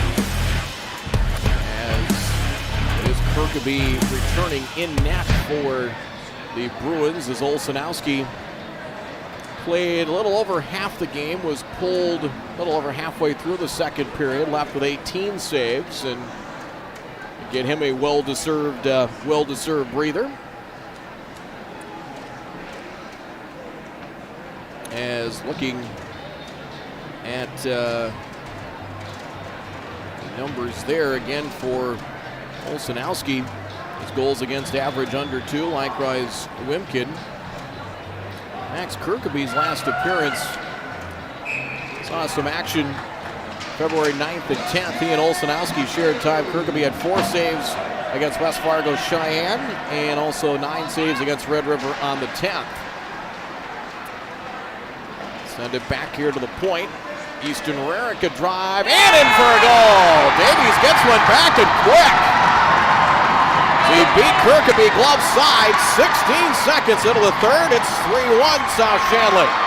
Well, I said it a moment ago. They want to get a goal in the first 4 to 5 minutes. They got it in the first minute. Very positive start to the third period. It might have been a tip. They might have given that to Luke Lorenz, so he may have tipped or redirected that shot from Rarick. Regardless, the goal comes at 16 seconds, so it may be, if it's either Rarick, if not, maybe a tip or a redirect from Lorenz. As we'll get the announcement, it is Lorenz who gets the goal. Archbold and Easton Rarick. So Lorenz gets his 3rd goal of the year. The assist. Archbold is 10th. And Easton Rarick is 25th, his 33rd career assist, 25th of this season, at 16 seconds to make it a 3-1 game. So Davies, we could have asked for a better start to get one back quick. Still got plenty of time here. Puck through center. And take it back, Jake Scarperud. Battle for it, right down below in front of us. Scarperud, Zach Scarperud for Jake, and Bourne at the blue line. Sends that one in, Scarperud in deep. For the forehand, shot save. Wimkin comes up with a save there. As comes up with his 19th save of the evening. Actually his 20th. Scarperud poke checked away. Back to neutral ice as rolls back to Trevor Moe. Bouncing puck at center. Loose. And shot in by Davies. Line change coming for the Eagles. He's trying to keep that puck in deep. There for the Eagles is Joby Fire. Pass gathered in. Nice move. Working his way in is Nessler. Nessler has scored it over the corner. Checked and taken off the play that time. Courtesy of Easton Rarick. Back behind the net. Backhanded out. Grant Matter. Deflected at center and shot back in and redirected and kind of sent along. That time by Jake Verwest. Verwest had the first 2 goals. Back in the first period, putting a power play goal. Puck down the left wing boards, a race for it. Icing will be called as Grant Matter couldn't get there in time. 14:40 third period. That goal again, Lorenz. At 16 seconds, redirect from Archbold. And also Easton Rarick, making it a 3-1 South Shanley advantage. Off the faceoff, Nessler down to his knees. Puck fluttering through the slot, carried out by the Eagles. Archbold on the right wing boards. Now back to the corner with it. Shot on goal, kicked aside by Kirkaby. Davies trying to keep the pressure. His backhanded shovel shot there from Stibbe missed the net. Now before it along the half wall near side. Now over the corner. Over there for South Shanley. A shot. That's over there was Jermstead. Jermstead wearing number 2 tonight. The Spaniard out of the lineup. Dug out of the corner by the Bruins. And Nessler lays it high off the glass. Able to clear it all the way down. And icing will be the call as we are a little over 3 minutes into the third period. 13:55 to play. 3-1 South Shanley. Just looking at the numbers here for Davies coming into play this evening as they into the regular season. 7-2 win over Devils Lake on the 10th. They have not lost since a 5-4 loss to Moorhead on January 18th. They've won 9 straight. Here's a shot. Well, he at the pipe. Davies trying to keep the pressure on. See if he can punch another one in here. Still plenty of time left. 13:45 to play. That'll forward over the corner. As Hofer over there. Scarperud. Jake Scarperud for South Shanley. Sends that one along and sent in deep. Griffin Casola does the honors. Played back out to neutralize. Hofer. To send that one towards the net, but cut off. Taken back by the Eagles. Pass didn't connect with Bollinger. And icing will be the call. 13:13 to go in the third. Tell they're trying kind of long breakout passes to see if they can get an odd man rush. And trying to get it to their playmakers in space. 13-13 with some room to work. Zach Scarperud takes the draw. He's on the faceoff with Baron Stibbe. On the near side, Davies winning both regular season matchups. Both one-goal games, 1-0 and 3-2. Here come the Eagles. Across the line. Hunter Demers dumps it in. Stibbe tied up. Race forward over in the corner. Archbold tied up. Puck comes to rest. Scarperud will get there first. Zach Scarperud for Jake. Pass through center. Didn't connect. Carried back in by Davies. Baron Stibbe. Stibbe taken off the play as he tried to cut through the left circle. Stibbe gets it back, trying to push it back to the point. Deflected as two teammates Stibbe and to his teammate Easton Rarick was able to hold the zone, but not for long. Shoveled down the ice. The backhand loose. Opportunity in the slot. And a shot just wide. Trying to follow his shot that time was John Lang. South skater slipped and fell down, I think, on his own. I don't think he had any help, but boy, Lang had a breakaway opportunity and denied. Scarperud trying to drop it off. Boren to the slot. Poke check free. Shot from the point. Wide. Missed the net. Blake Wimkin has deflected. Now Shanley trying to force a turnover as right behind the net, Landon Meyer over there for the Bruins. 11:48 to go in the third. 3-1 South Shanley. Nice job there by South Shanley, working hard to try and see if they can dig those pucks off the half wall, trying to keep it out of the center of the ice. Keep things in their offensive zone. If you can do that with a 2-goal lead and you can win those battles, you can chip away some time. 11:32 to go, another icing called. As shots on goal, 24 apiece. 2 for the Bruins here in the third, just 1 for Davies, the one they scored on. Their only shot on goal. 11:32 to go in the third. Face-off, it'll be Luke Schelke on the draw for the Bruins. Off the draw. Battle for it. Davies again trying to break out with it. And South Shanley holding their own of those scrums. Trying to chip it out of the half wall and out of the corners. Kept in the blue line by the Bruins. In the corner, they look to center. Puck through center as Jack Corbel went down. And no penalty called. Here comes Davies. Down the right wing boards, Grant Matter. Poked away and back to neutral ice. Shot back in by Davies. He will start on a line change inside of 11 to go here in the third. Bruins with Nessler. Nessler could be a 2-on-1. Nessler to the left circle. Pass and a shot and a save made. Loosen in front, now back behind the end boards. Nestler had Jake Verwest with him. There's a shot, save made. Wimkin the save. On the shot from Bowden Meyer. Meyer just trying to put a puck on net, maybe looking for a rebound or a tip. 10:35 to go in the third. Boy, South Shanley ended up with a 2-on-1 that time, and Wimkin denies them. 3-1 off the faceoff, won by South Shanley, and again, just trying to keep and sustain enough ice time in the offensive zone. If you could punch another one in, that could be game, set, and match, but still plenty of time left. 10:22 to go. Pass to not connected center. Batted back out into the South Shanley offensive zone. Pass near side, connects. Fryer down the right wing boards, tries to center. Getting sandwiched in front. We will have a penalty coming. Cam Bollinger got sandwiched and down as a penalty coming. It's going to be a holding call. It'll come at 6:55 of the third. And we'll see who's headed in. Going to be a penalty against South Shanley. Bollinger held and sent down. Will Hofer goes in on a hold. And Davies 0 for 1 on the power play, and that power play was interrupted by a penalty of their own. With 10:05 to go, they'll get the face-off in their offensive zone, a face-off they need to get, down 3-1 here in this East Region Championship. Melliford over the quarter, but boy, this is a gotta-have-it moment here for Davies to try and peck away. Melliford over in the corner. They'll try to chip that puck out. Steered aside by Kirkaby. Davies skater down back behind the net, trying to pop back up along the end boards. Melliford now carrying it in. Bollinger.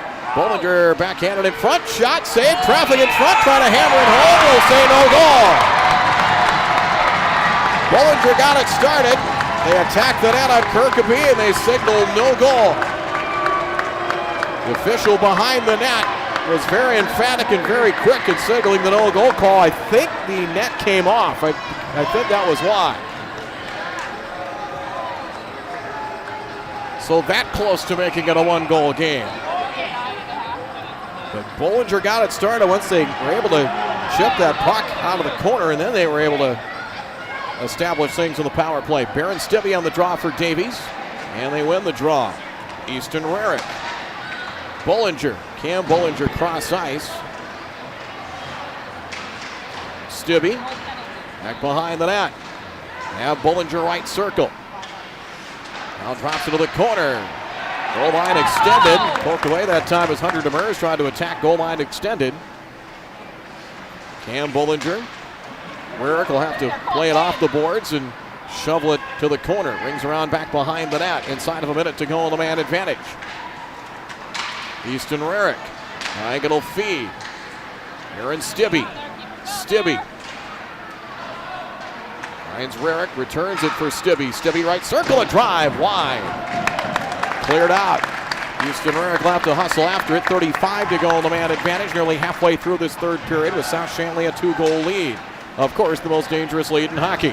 Here's Cam Bollinger. Bollinger left circle got tied up. He tried to pull the trigger on the shot. And a penalty coming. South Shanley skater and Bowden Meyer got tripped up with a penalty coming, and that'll take care of the Davies power play. Second time their own power play interrupted on a tripping call. Joby Fryer goes in on a trip. That comes at 8:34 of the third. So 8:34. Joby Fryer on a trip. So 4-on-4 for 21 seconds. And then the Bruins will get a power play of 1:39 with 8:26 to go. And a 3-1 Bruins lead. You see the officials kind of on the right side of your screen talking with Captain Easton Rarick. Rarick can ask the officials, ask them questions or say, you know, kind of for an explanation, why did you make that call or something along those lines. Kind of be the representative for the team on the ice. So 4-on-4 here for a few more seconds. Pass deflected. Getting a stick on it was John Lang. And for it near side as that puck sent in deep. Bruins trying to break out with it. Nearly 8 minutes to go. Now South Shanley a power play. Of a minute 35 to go in the man advantage. They have 2 power play goals tonight. Cross ice as Allen carried in. Nice skating, drop pass. Lang reaching for it. Able to find Trevor Moe as a shot wide. Twister from the right circle wide. Back to the point. Boren at the point gets it back. One-timer and fanning on it was Moe. South Shanley, Moe may get another chance. As he walks in, Rister, save made. Wimpkin hangs on. 1:07 to go in the power play. 7:33 to go. And a 3-1 Bruins advantage here in the East Region Championship. This tournament started in Grand Forks. It'll end 75 miles to the south here in Southwest Fargo. Trevor Moe takes the draw now for South Shanley. Controlled by the Bruins. To the point, Zach Boren. Boren, poke free. Loose as after it, Baron Stibbe. 50 seconds to go, the man advantage, and back come the Bruins again. Diagonal feed. As Lang comes in deep. Lang guided to the corner. Taken off the play, cleared but not out. Backpedaling Trevor Moe. One-timer and a drive blocked. One-timer from Zach Boren blocked as South Shanley trying to keep the pressure on. Inside of 30 to go on the man advantage. Moe again. Gets it back. Works his way high slot. There's a drive. Looking for a tip or a redirect. Wide, missed the net. Looked like he tried to go top right corner. Shot deflected. Carried out by Davies, but not all the way out. Zach Boren trying to carry it back in. Circles around the blue line. Now he'll drift back towards the other blue line as we are back to even strength. At 5-on-5, shot in by Davies. 6:20 to play. 3-1. Centering pass didn't connect. Shot in front. Save. Loose to the right of Kirkaby. Bouncing puck, and they're able to keep it in. Rarick a drive. Hit traffic. Puck hit the body of his own teammate. Pass deflected. Controlled at the blue line. Drop pass. Was controlled there. Sam Oshak. Back behind the net. Loose to the left of the goal. Wimka didn't see it. It hit the side of the goal to his right. And icing the call inside of 6 to play. 5:52 remaining. It remains 3-1 Bruins. So Davies kills off that penalty. His penalties tonight. Davies 5 penalties, 10 minutes. South Shanley 3 for 6 off the draw. Sent to the end boards. Eagles trying to shoot it out. Doing the honors. Drew Rarick on defense. Drew Rarick far side. Sends that one high in the air between the benches. And sent in. Seckerson does the honors for the Eagles. 5.5 to play. The Eagles got on the board. 16 seconds into the third period. On a tip. With a Rarick shot from the point. Credited to Luke Lorenz, his 3rd goal of the year. Got it 2-3-1. If you just joined us. For West, a pair of goals in the first period. A little over a minute apart, giving South Shanley a 2-0 lead. Then Nestler in a power play goal at 11:20 made it 3-0 after 2. Puck through center. And sent along by Oshak. 5 minutes to play in the third. Pass at center, and Weekly send that one in was Jackson Archbold. Didn't get all that puck. Right circle. Backhanded shot. And a save made. Backhanded shot from Landon Meyer. And the save by Trent Wimpkin. 93% save percentage. His goals against average 1.3 tonight. 27 saves. South Shanley out shooting the Eagles 38-28 so far. 4:49 left, 3-1 South Shanley. Davies wins the draw. Pass connects. Archbold from neutral ice will fire it in. So play dump and chase, was able nearly to chase down his own shot attempt. Pass to the left circle, right behind Luke Lorenz. Rarick will fire that back in. Davies will have to clear the zone. Delayed offside was called, then quickly waved off inside of 4.5 to play. As here comes South Shanley. Corbel dumps that one in. Line change coming for the Bruins. We'll see how long the shifts are for both teams here as we get here late. We approach 4 minutes to play in this one. Stibbe gains the line, lost handle of the puck, and it's going to be offside the call as he was trying to find a lane to enter it in. Got tangled up, it looked like, with Windham. And we will have offside, 4:06 to go. Faceoff will be just outside the Davies offensive zone. Cam Bullinger on the draw. He'll take the draw against Zach Bourne of South Shanley. Puck sent high in the air, near the blue line. Batted free, Lang trying to kind of kick it and gain control of it. Bullinger, full head of steam. Look at Bullinger go. Bullinger in front, but got taken off the play as he was ready to cut in front that time. Rarick in deep. Backhanded shot steered aside. Puck back, goal line extended and sent back out to neutral ice. Lang trying to grab it on the run. Lang with a chance. Lang to the forehand and a drive and a save by Wipkin.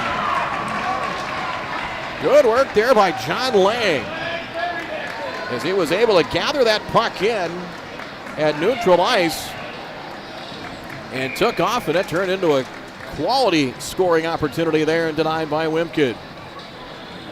John Lang, 22 points on the year, 11 goals and 11 assists. A couple of goals here in the postseason already. South Shanley able to keep his feet, spin on a shot from Nessler. Nearly stumbled, but able to turn, face it up, kind of the point, high slot area, and shot to save. 3:24 to go in the third.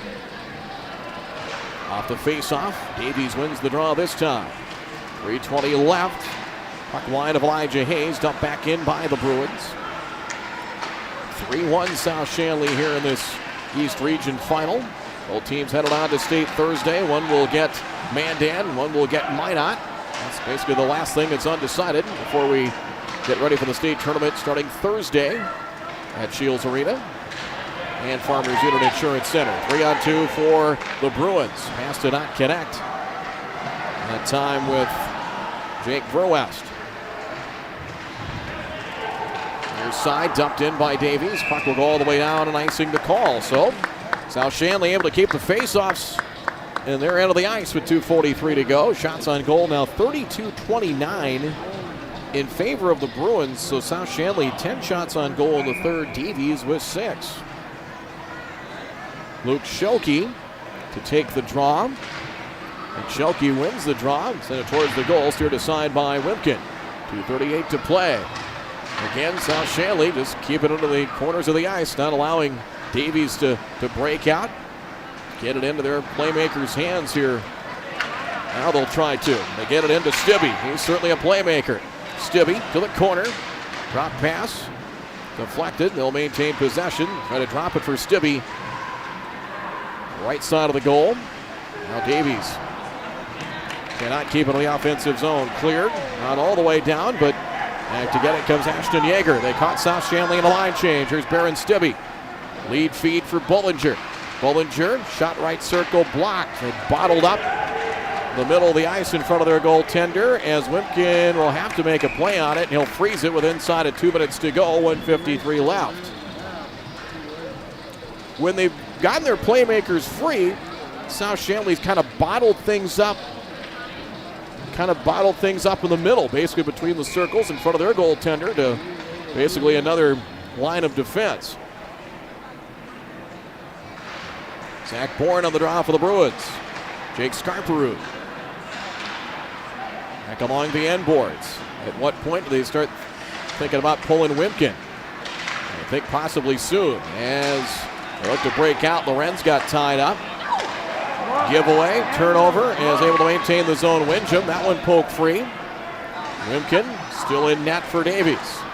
They send that puck in as it will be covered and a stoppage by Kirkaby. 1:25 to go. Will they think about pulling Wimkin and get the sixth attacker out there now? And right now, Wimkin will stay in goal with 1:25 left here in the third. A 3-1 South Shanley advantage.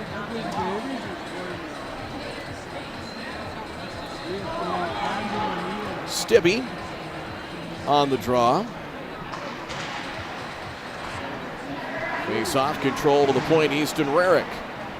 They still have not pulled Wimkin. Well, 5-on-5, shot blocked.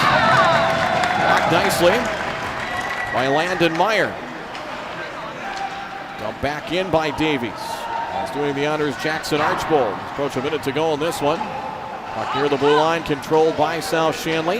Backhanded along, taking a shot in the process was Lang.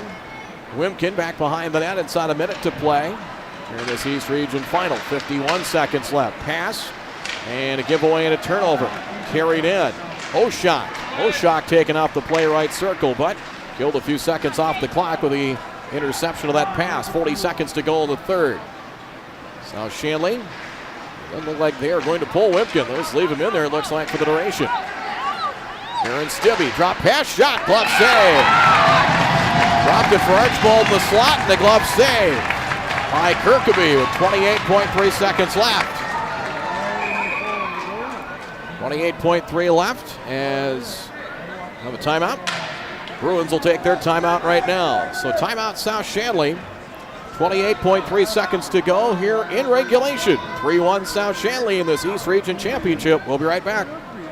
And this one popped up. Can Oliver Luck send them to Shelby? The Post 400 Stars will continue their season in North Carolina. The Post 400 Stars return for season number 3 on Magnitude Sports. Saturday, March 12th starts a 14-game series live from Vero Beach, Florida.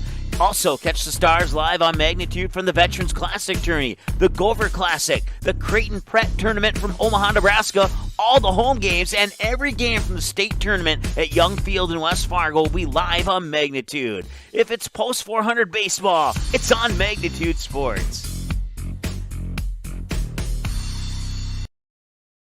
Looking for a new home? Make home happen by getting pre-qualified for free with Sean Carlson at Town & Country Credit Union. He'll help you find the best mortgage options for you and keep the process running smoothly from beginning to end. With a 97% satisfaction rate, awesome rewards, low fees, and great rates, it's clear why members love Town & Country Credit Union. Stop in or visit townandcountry.org to find out how you can become a Town & Country member today. Insured by NCUA, Equal Housing Lender.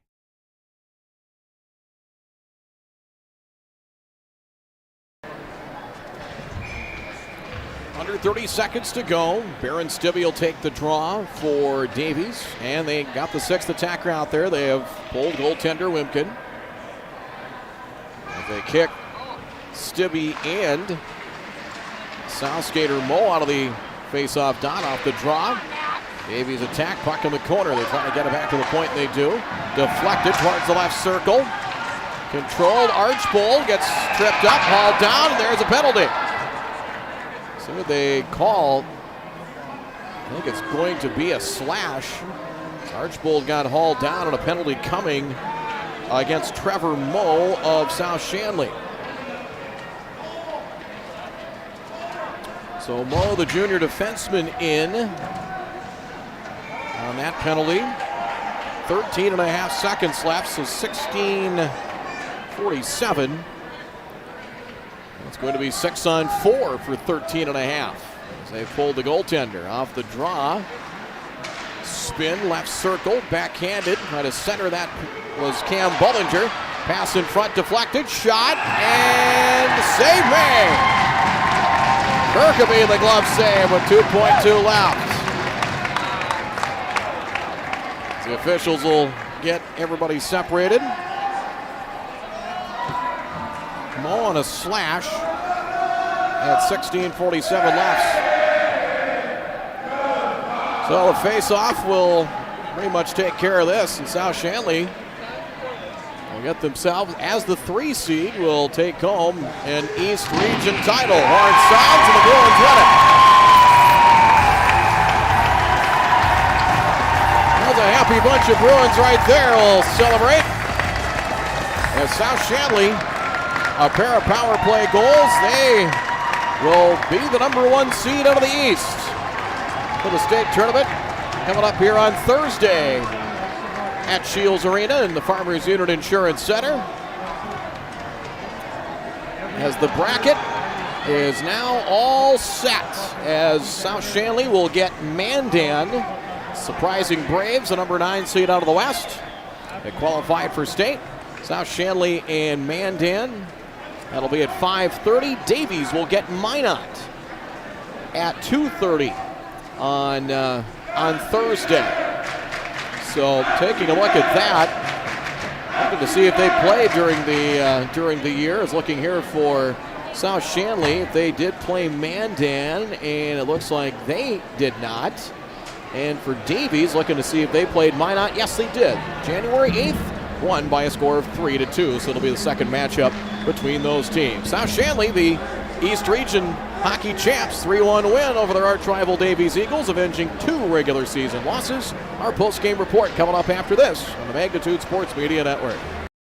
Looking for a new home? Make home happen by getting pre-qualified for free with Sean Carlson at Town & Country Credit Union. He'll help you find the best mortgage options for you and keep the process running smoothly from beginning to end. With a 97% satisfaction rate, awesome rewards, low fees, and great rates, it's clear why members love Town & Country Credit Union. Stop in or visit townandcountry.org to find out how you can become a Town & Country member today. Insured by NCUA, Equal Housing Lender. And this one popped up. Can Oliver Luck send them to Shelby? The Post 400 Stars will continue their season in North Carolina. The Post 400 Stars return for season number 3 on Magnitude Sports. Saturday, March 12th starts a 14-game series live from Vero Beach, Florida. Also, catch the Stars live on Magnitude from the Veterans Classic Tourney, the Gopher Classic, the Creighton Pret Tournament from Omaha, Nebraska, all the home games, and every game from the state tournament at Young Field in West Fargo will be live on Magnitude. If it's Post 400 baseball, it's on Magnitude Sports.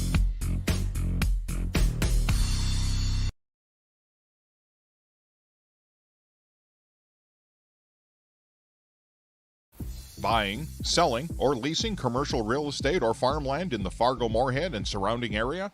From office to retail, industrial to multifamily, commercial land to farmland. As the #1 commercial, sales, and leasing brokerage in the FM region, Goldmark Commercial has the experience and skills to handle all of your commercial real estate and farmland needs with the highest levels of customer service and marketing around. Trust the experts at Goldmark Commercial Real Estate to lead your team to success.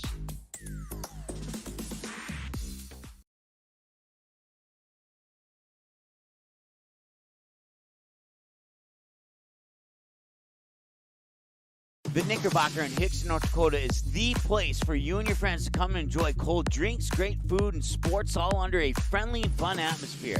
Whether it's the Vikings, Twins, Wild, NDSU Bison, or one of your favorite teams, watch all the games at the Knickerbocker. Open Monday through Friday, 11 a.m. to 2 a.m., and Sunday, 12 noon to 2 a.m. You can find the Knickerbocker at 412 Main Avenue in Hickson, just a 10-minute drive south of Fargo. Take University Drive, head south until you arrive.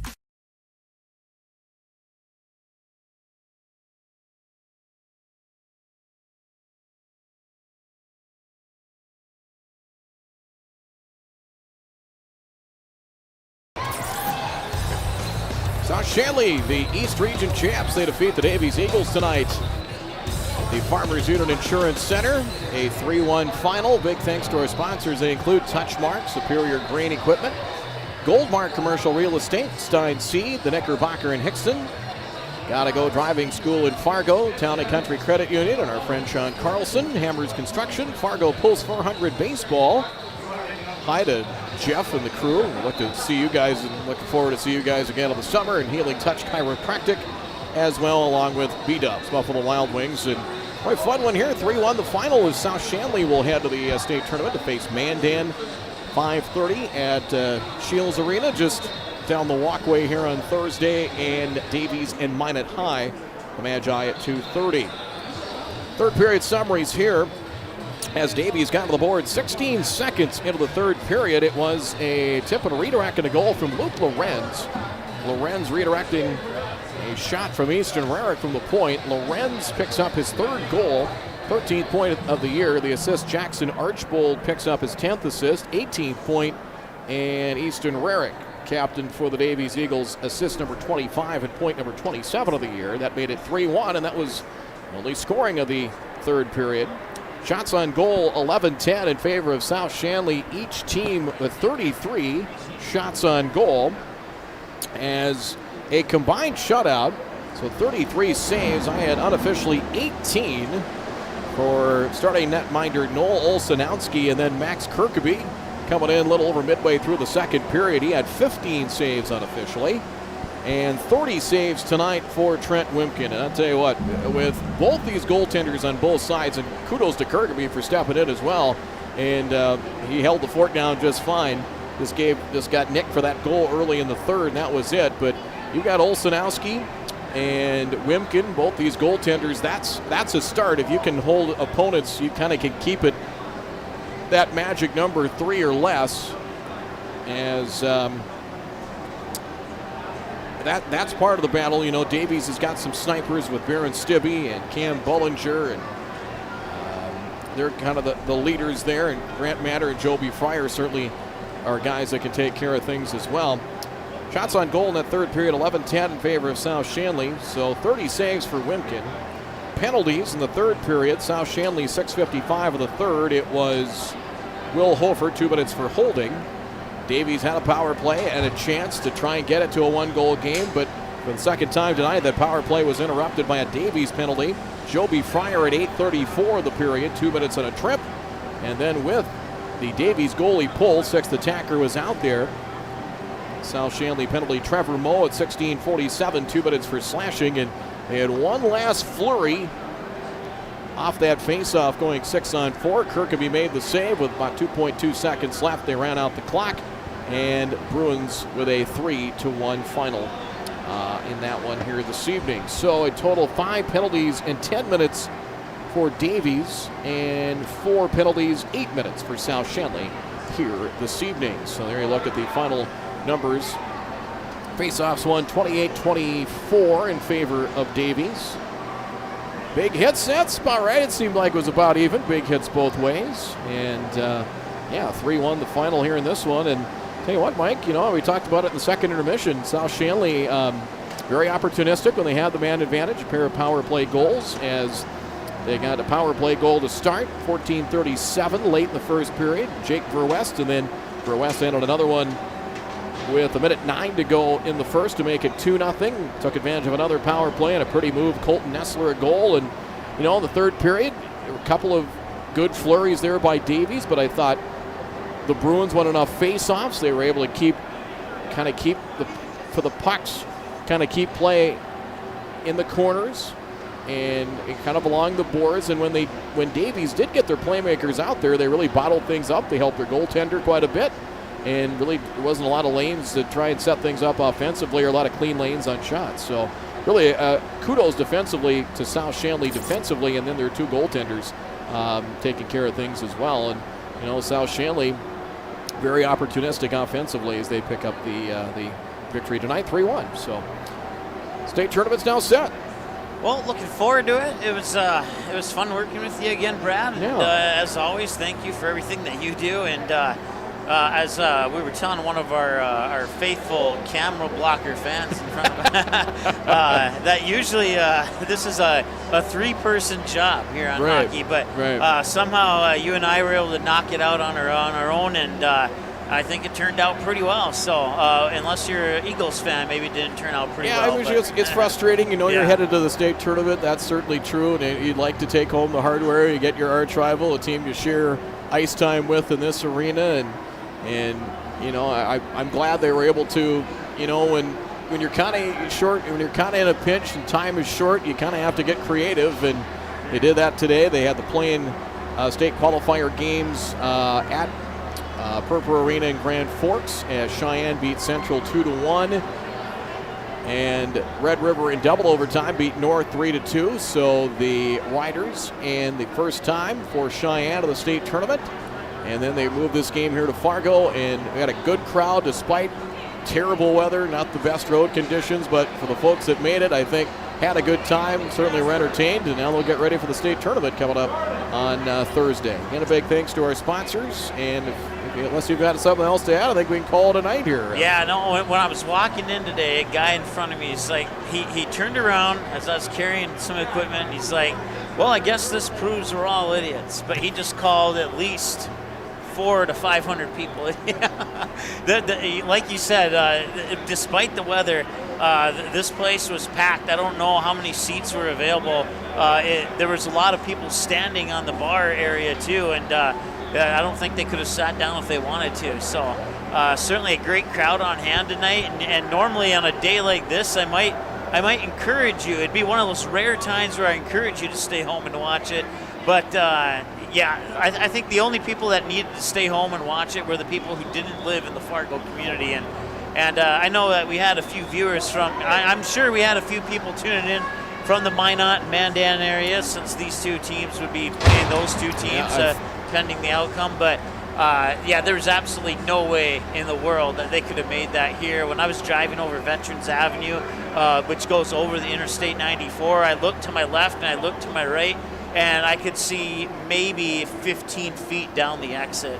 It was pretty crazy. And then, like I said earlier in our show, the knees, the snow was up to above my knees carrying equipment, and it's just nuts, I tell you. But glad we could get it on for those who couldn't make it, and for everybody who did make it, safe trip home. Yep, safe travels, take it easy, and things will start to settle down a little bit tomorrow, and going to be cold here throughout the week, but with more tournaments to come, region basketball, state hockey, and the end of the boys basketball season, and much more here as we get deep into tournament time. Safe travels, and enjoy tournament season. It's definitely a lot of fun. And here's a look at what's coming up.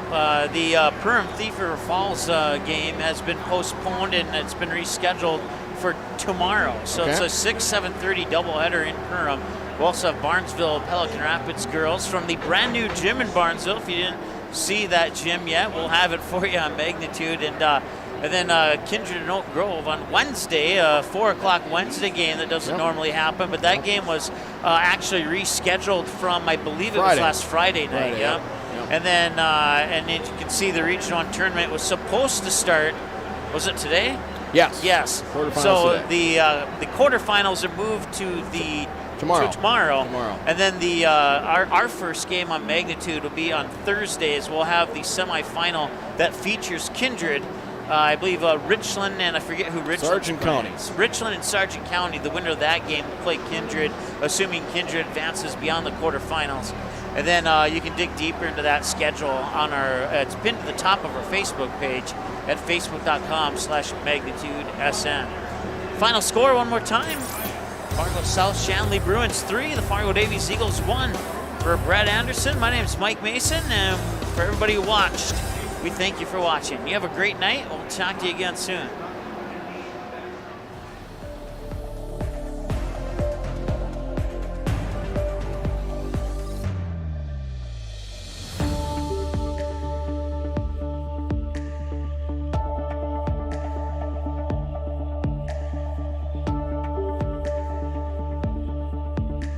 The proceeding has been a presentation of the Magnitude Sports Media Network.